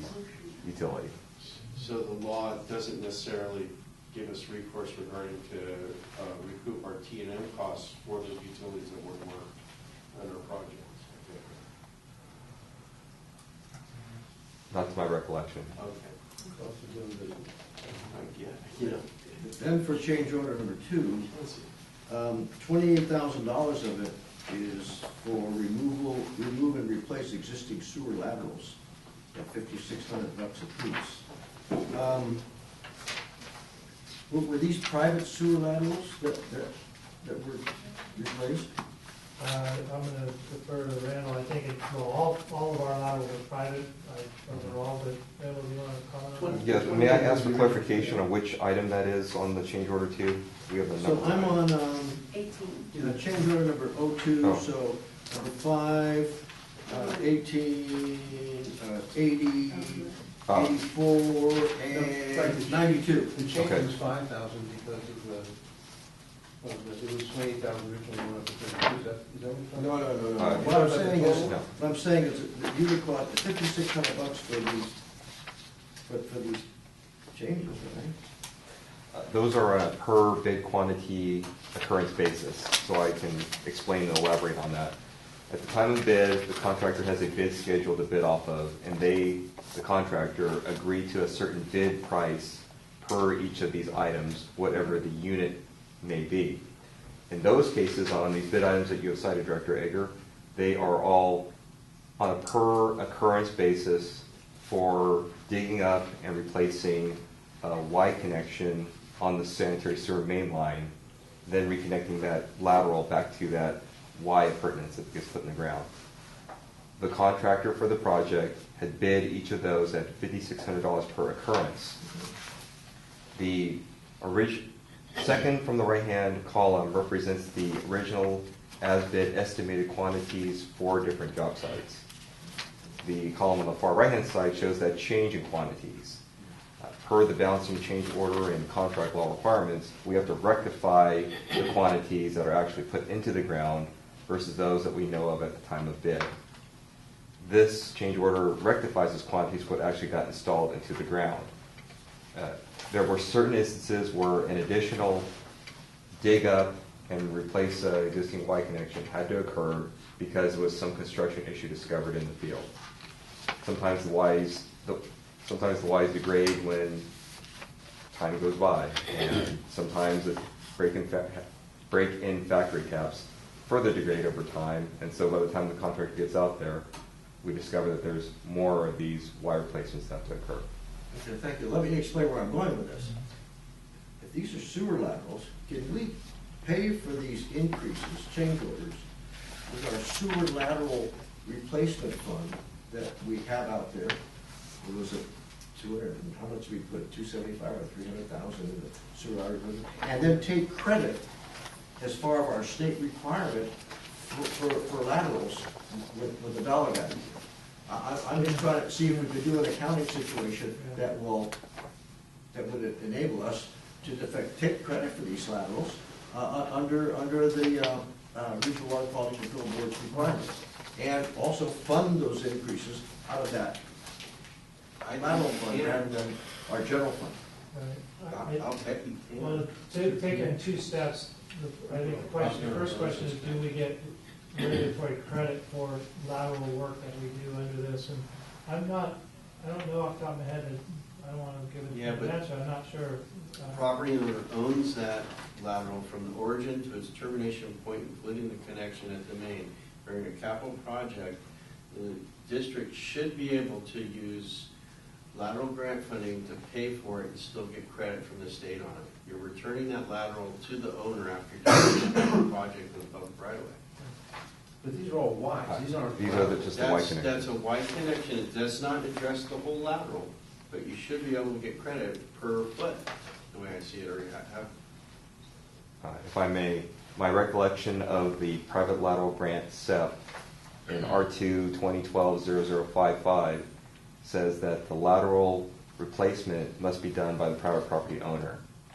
There's a clause in there to staff's recollection that says, should the district replace a lower lateral in a district project, we acknowledge that you replace that lower lateral. We do not get credit for either the lineal footage or the SEP dollars for replacing or rehabilitating lower laterals or any laterals for customers. That's the district's? Who makes that decision? That's the state water board. Okay, well that could be changed. I thought you were citing something from the state. I am. Yeah, I mean, we have specific language and we still take care of things like that during capital projects, but we don't have to necessarily demonstrate any of that to the state for credit, but. Well, we could, I think. Can you research it for us? Yeah, I was just going to ask you, to say we can research this, and if it makes sense to try and clarify what credit, in a sense, we get for lateral work done related to our capital projects, it's probably something worth talking about with the regional board staff, because there's all three of the member agencies, including FCMSA as well as the treatment agency. Well, let me rephrase that. We all have varying levels of interest and obligation getting the laterals done, and if we think that we can get clear credit from a regulatory perspective for lateral work that is done under our capital programs, we ought to do that. Because right now, it's right? Yeah, okay.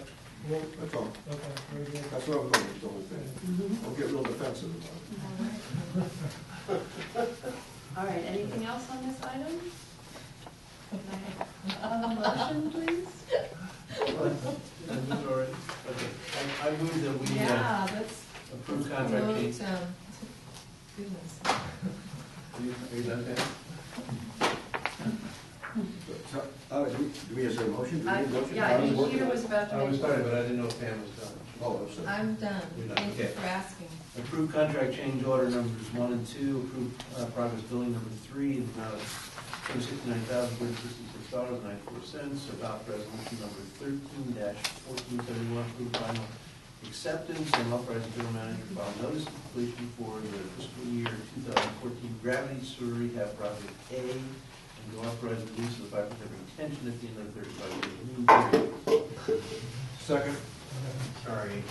Okay, Sullivan, Egger, all those in favor?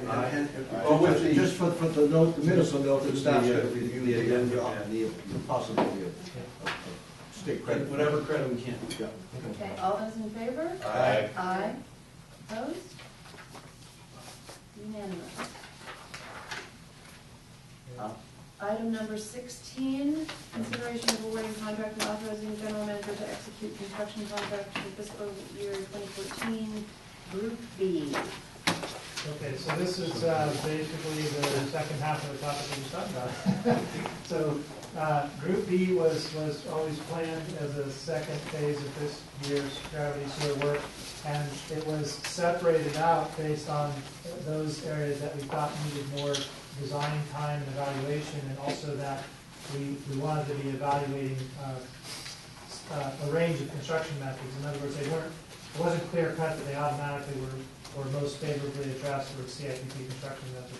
So Group B, really what differentiates it is simply that it's more of a mix of some open cut, some pipe bursting, and some CIPP work. Otherwise, you can think of it essentially as the second half of wrapping up the original 45 project repairs.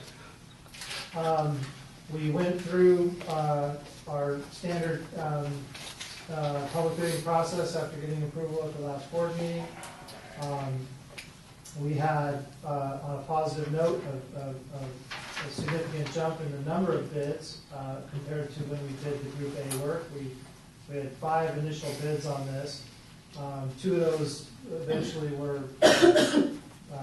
withdrawn due to bid errors, but the fact that we had 5 contractors that made responses on this, I thought was notable. So what you have in front of you is the staff recommendation after reviewing all the bids and going through all the required processes for award of the Group B contract to range of pipelines, an amount not to exceed $2,113,111. This work, getting it initiated, again, very similar to the Group A. They both have the regulatory tie-ins. We're in good shape in meeting those with these actions. I don't really have anything else to add. Again, it's the main difference between Group A is that this one has a mix of construction methods. As it's turned out, this is the same contractor who just finished up Group A. That's just the results of the bid process. We would hope that there'd be some, for what it's worth now that this is the outcome, that there'd be some benefits in terms of continuity and in essence, working with the same team. It's my understanding that the CIPP work that will be done similarly will also be the same subcontractor. So again, we've got some, hopefully some continuity there. It wasn't planned that way, that's just the way the bids came out. And if we can take advantage of that, we'll try to. Other than that, we have staff to answer any questions.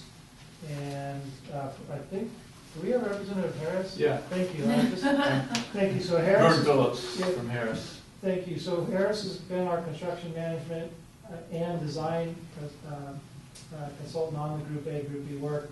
They did the design on the Group B work specifically, and they will be doing the construction management and construction services, or services during construction for us as well, under that same contract. So to be clear, the contract you're considering in front of you is strictly the construction contract for Ranger Pipeline, but Harris is already in place to continue the oversight on that work. So that's all we have on this report. It's a quick question. The Ford came out to be 3,000 higher than Ranger, and their initial bid was 20,000 or 30,000 less, and I couldn't figure out what the math change was. I mean, there was a $10 adjustment on item 15B, but there was some other adjustment that took place that brought the bid up to 2116 from 1998. So there was an adjustment of $118,000. If I may, I can give a quick description of what occurred there. The bid schedule that the contractors bid on had over 100 bid items on them.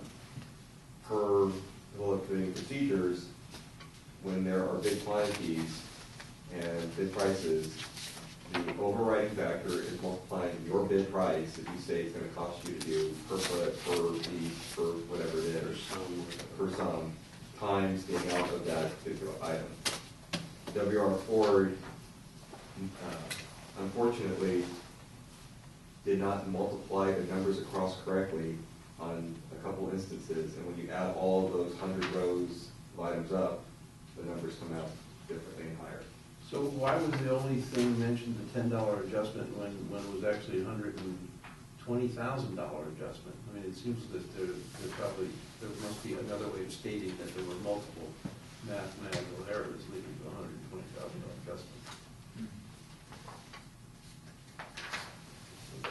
This is $120 items. For $1,000 each?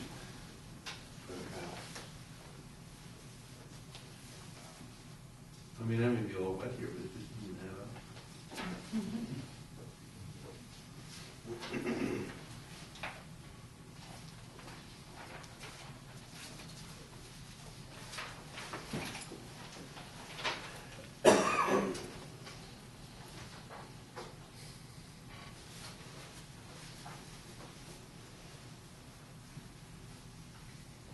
I see that the item 15B on the bid schedule is miscalculated, and it should have been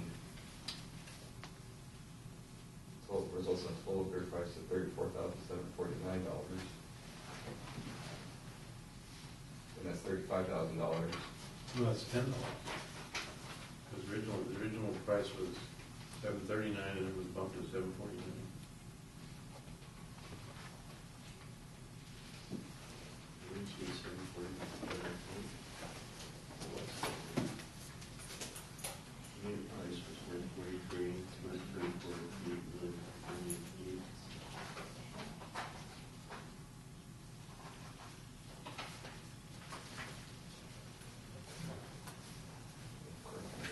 I mean, maybe, we need to start with this, right? We have to make a decision today.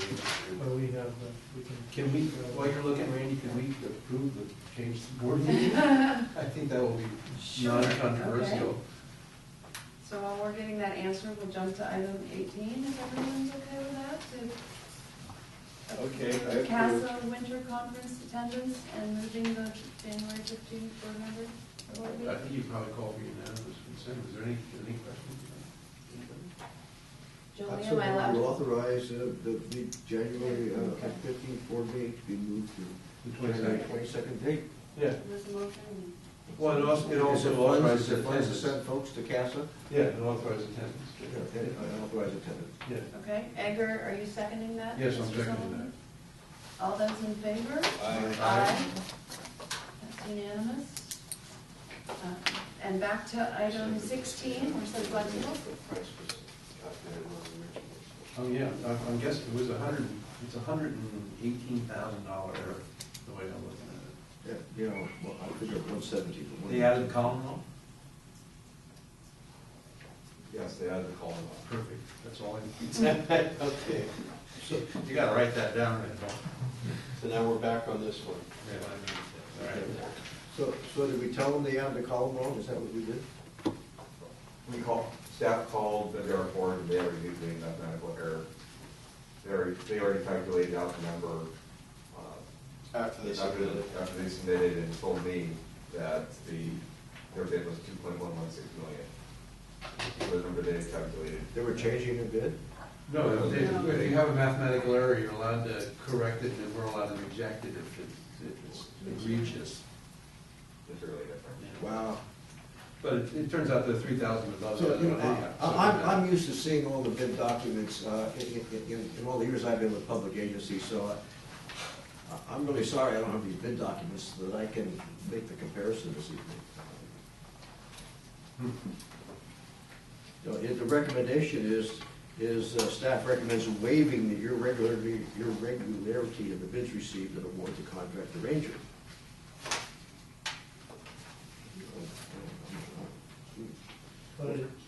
Could that have been our fault, or it was their fault? These were errors made by the bidders, and then under the appropriate, state laws on the process, they withdrew those bids. So that's the irregularity. Oh, so Ford withdrew also? So I'm Silver sorry. withdrew? Pardon me, I mischaracterized that. They corrected theirs. and They corrected theirs. Ranger Pipeline also made mathematical errors multiplying quantities times bid price, as reflected in the attachment B bid analysis memo. And they corrected theirs. It went from 2.102 million approximately up to 2.113 million, which then makes them the lower bid. What had they bid originally? It's right there, Frank. It's 2102. On Ranger? Ranger Pipeline, and then the corrected price is 11,000 more or 10,000 more.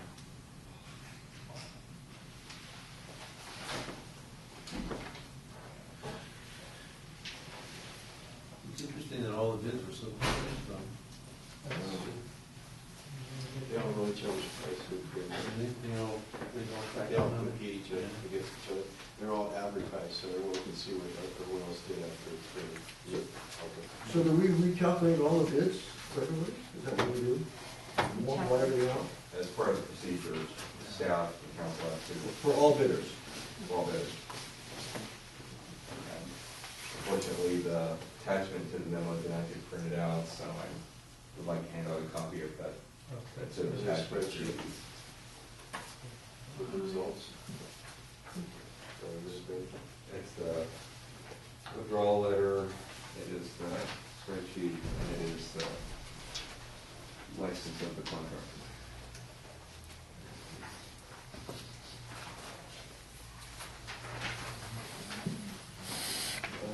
My favorite company.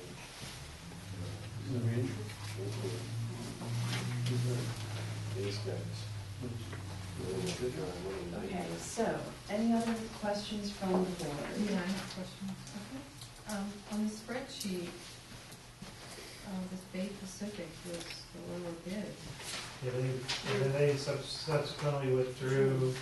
They had a significant mathematical error in their bid, and the letter in the attachment that Randall just provided, that is their request to withdraw the bid. So that, we regret, these were materials we were hoping to include, but that's, for example, we talk about the bid irregularities, that this is the example. So Bay Pacific has withdrawn their bid. But, it seems like we've already got these bids in paper form in the October meeting, is that correct? No, not these. Yeah, we opened these bids. Yeah, this is a change. We usually get, the bids itself and we review and we look at. We don't? We haven't hit the summary. We start first the summary, the bid analysis. So, yeah.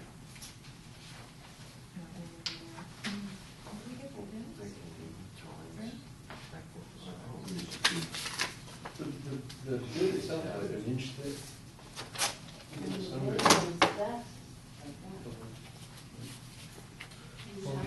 So question, here it says contractor Bay Pacific Pipelines, base bid total award based on 1,000,006. additive bid items, 414,000, brought it to 2,044,000. Ranger, 2113, additive bid items, 480,000, brings up to 2,593,000. If I may clarify, there are optional items, which are called those bid additives, on that third from left-hand side column. Those are optional things that might be used or might not be used on the job at all.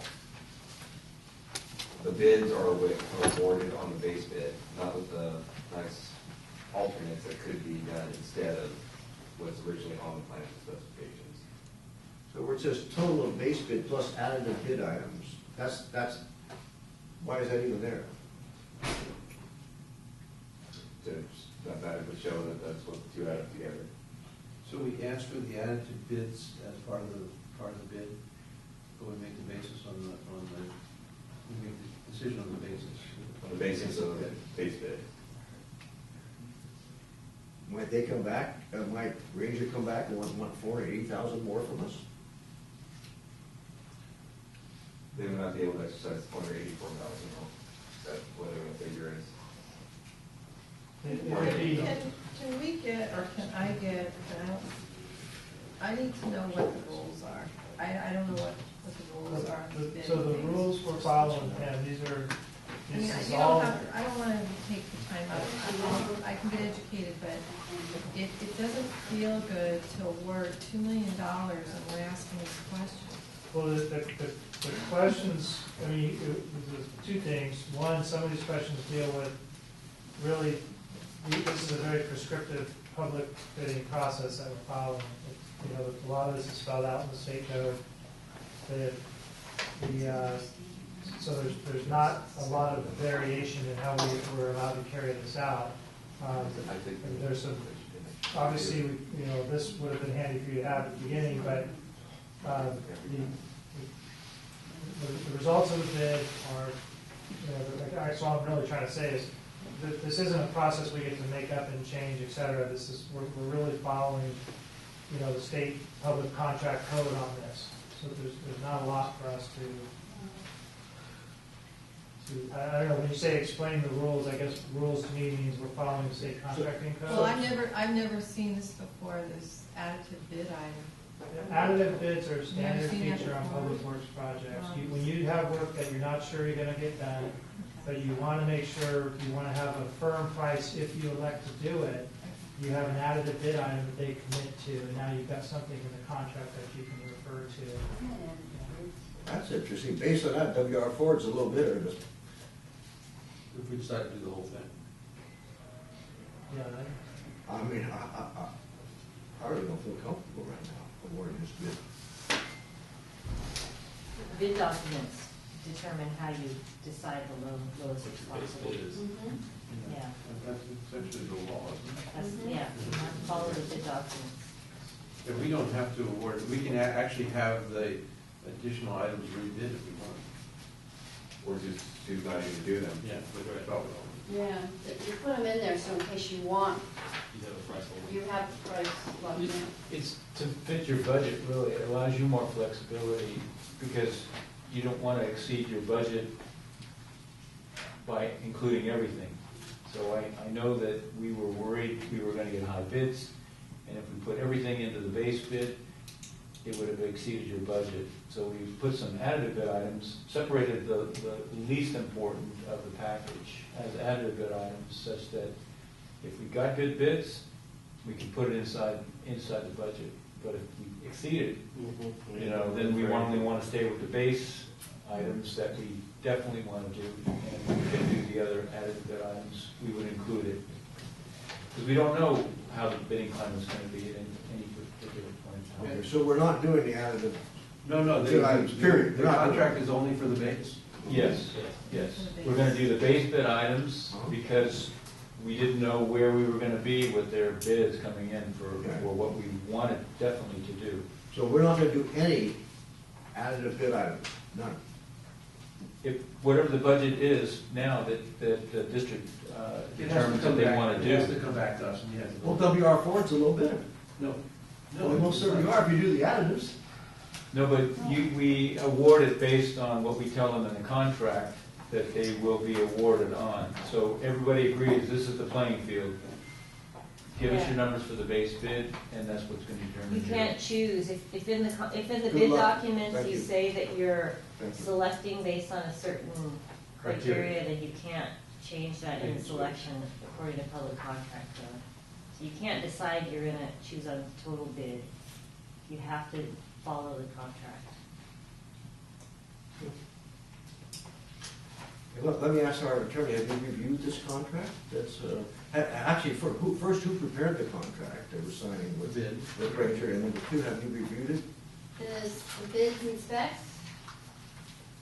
Plan specifications. plan specifications. No, I haven't, but we have a So it says agreement for the standard. construction of, I'm going to ask you, who prepared the contract? We have a standard public works bid packet. And we have, yeah, yeah, and so it looks like something like this. And I'm just we, asking who prepared it, that's all. Basically, staff prepared it, working from the standard set of construction contract documents that we use. yeah, and we recently, I think last year, we reviewed some of This year. This year we This year, reviewed. council has thoroughly reviewed the standard CSI format, construction, contract, front end Yeah. specifications. So this is what a standard public works Okay, contract would. so this agreement, attachment C is the agreement, right? Attachment C is the instrument, the agreement that says the contractor shall follow all of this. So I'm just asking who prepared attachment C? Staff. Has our attorney reviewed this to make sure that the ratepayers of the Ross Lake Sanitary region are covered in? Yeah, this is this a, yeah, $2 this million is, this contract? was reviewed, this one was the one that we reviewed this year, wasn't it? Yes, it is. Yeah, it's been reviewed. By who? Bob Tortek, our construction attorney. Okay, so an attorney from Blair Cohen reviewed this contract and has basically approved it. Yeah, he reviewed different portions of the bids that document. And so this contract is only for the base, it is not for any additional work. And no additional work will be done. Is that correct? Without our approval. Whoa! Well, change orders happen. No. I'm just asking about the bid documents that are hanging Oh, around here. no. This contract is only for Right. that work, the Okay. base work. We won't be doing any additive bid items. Not on the period. basis of this contract, no. None. On the basis of this contract, no. They're not coming back. They might, but not on the basis of this contract. Well, if they come back, Ford is a little bitter. Well, Ford might come back and do the additive work. They may come back and do. Oh, of course they're not coming back. That's a dishonest, let me tell you. I don't feel comfortable at all with the way we operate here. All right, I would take Wait, it wait, out. I don't, what do you mean he can come back? Can he come back? Maybe the board needs to be educated on these contract That's what I just said. documents. That's So what I just said. we understand what they mean. I don't like holding up projects, I hate it. But maybe there's board members that need to understand what, capital project contracts for this kind of work. I can assure you, I understand capital projects I and keep hearing contracts. that for- I've been doing that for well over 50 years. I've never seen an operation like this. Okay, this is an agency that's spending $3 million tonight, Okay, Frank, and the low you know bidder more didn't even than- get this job. You've got, Good luck. everyone's dishonest, Well, if I might just throw out, in fact, I've been in the business 35 years myself, it and, won't measure up. but from my experience, I've done many contracts where we have additive bid items or alternate bid items. Additive, alternate bid item, I mean, you can have any mixed variety that you want, and it's the owner's prerogative as to how he wants to have these things constructed for their flexibility with their budget. So we don't know the bidding climate necessarily, or how the bids are gonna come in. We hope, as the engineer, our estimate Well, the bids are in, is gonna right? tell They meet you your that you're gonna expectations. spend this much money to do this much work. So we have an engineer's estimate, and our engineer's estimate was pretty good on this one, and we were very gratified to see that the contractors felt as well. The pack was very close. That means they saw things the same way that we saw them, and the complexity was, they felt was the same for all of their crews, basically. So it's unusual to have a tight bid like that, where they could be all over the map. With the additive bid items, we were afraid that if as the economy is starting to heat up here a little bit and they get busy, they're going to start putting more money and asking more money for this kind of work. So having additive bid items, we knew we wanted to do so much work under the base bid, and we wanted to add projects if, in fact, the base bid was low enough that we could do the extra work as an additive bid item. Will we want to do additive bid items? That's going to be the district's prerogative if they want to do that or not. Right. But see, and how the bid was actually structured is by sites, so that we may find a changed condition out there or something to where we want to not do this work, and that's happened before too. And we have the flexibility of adding these other items where we have a fixed number. It's a unit price for whatever it is, foot or lateral connection or whatever it might be. It's an established price, so we don't have to argue with the contractor about if we want to add some work here or do some different things, where we would have a changed condition and they might come back for a higher unit price necessarily. So this really gives the district the ability to stay on top of the vagaries of a bidding climate that we have no control over. So it was gratifying to see that these bids came in pretty much on target, and that now you have the flexibility of adding those additional sites if you want to, if it's in your budget to do so, or not. Because if you start deducting work from a contract because these prices came in higher than what you guys wanted to spend, that would be an issue. And the contractor can say, well, now you're reducing the number of things that I thought I was going to do, and now I want more money for each one of these units. No, that happens. And in fact, Caltrans has got a provision itself for a 25% change in a quantity would allow a contractor to come up with a different unit price. So we've got these bid items, and it's got additive bid items total, and everybody bid on that with the additive bid items, right? So we could know what they were. There we go. Why But would we're we- telling the why would we contractors issue this these are- contract to the low bidder and get as much work as we can out of them, including the additive bid items? Because it would have, maybe the total would have exceeded the budget that you guys wanted to spend Because for you this can't, program. because the selection is outlined in the contract that it's on base bid. The base is outlined. Right. The base is what the So you bid is. can't. The reason why, yeah, so we have to award based on what we tell the contractors. All the contractors are going to be evaluated on their base bid. We want to also say that we have these other sites that we'd like to do, but they're additive. If we don't have the money, we're not going to do them. And we tell them up front that those are additive bid items. So that allows us to say, okay, we're not going to do those. Well, so if we made the decision that, yes, we have the money for the additive bids, wouldn't it be smart to take the low bidder and save the district? Yes, but now you're changing the $68,000. game on the contractors. They're not going to stand for that. Yeah, plus If it's we tell them we're going to against the base, if we told them we were going to base it on the award of all of the. Well, Frank, since those other items are not mandatory for the project, they're weren't optional part of the at the bid pack. discretion of the No. district, there's nothing to stop district staff from negotiating these additional items. Understand? Right. They could be If we're gonna- negotiated. If we're gonna negotiate, why don't we negotiate with the low bidder rather than the second? Okay. Ranger is the low bidder, and by law, they're the low bidder. Well, it was explained how 14,000 was added to their bid. I just don't feel comfortable with that. No, you mean to Ford's bid, because To Ford's bid. Ford made all kinds of numerical errors. Yeah, I'd be worried about issuing a contract with somebody who made $115,000 in numerical errors.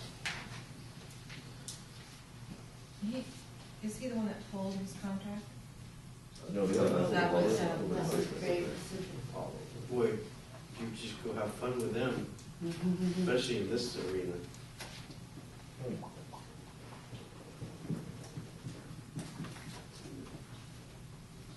Okay, are we ready to move forward? Well, I think we need to do this work, and so I'm going to move that we award the contract for construction of the fiscal 2014 gravity sewer rehab project B to Ranger Pipelines in amount not to exceed $2,113,111, and authorize the general manager to execute the contract. Do I have a second to that? Second. Sullivan, Bosco, all those in favor? Aye. Aye. Aye. Opposed? No. Thank you, and with that, do we postpone the general manager's report? Absolutely. And we approved the emails already? And we are adjourned. Yes, we did. That's right.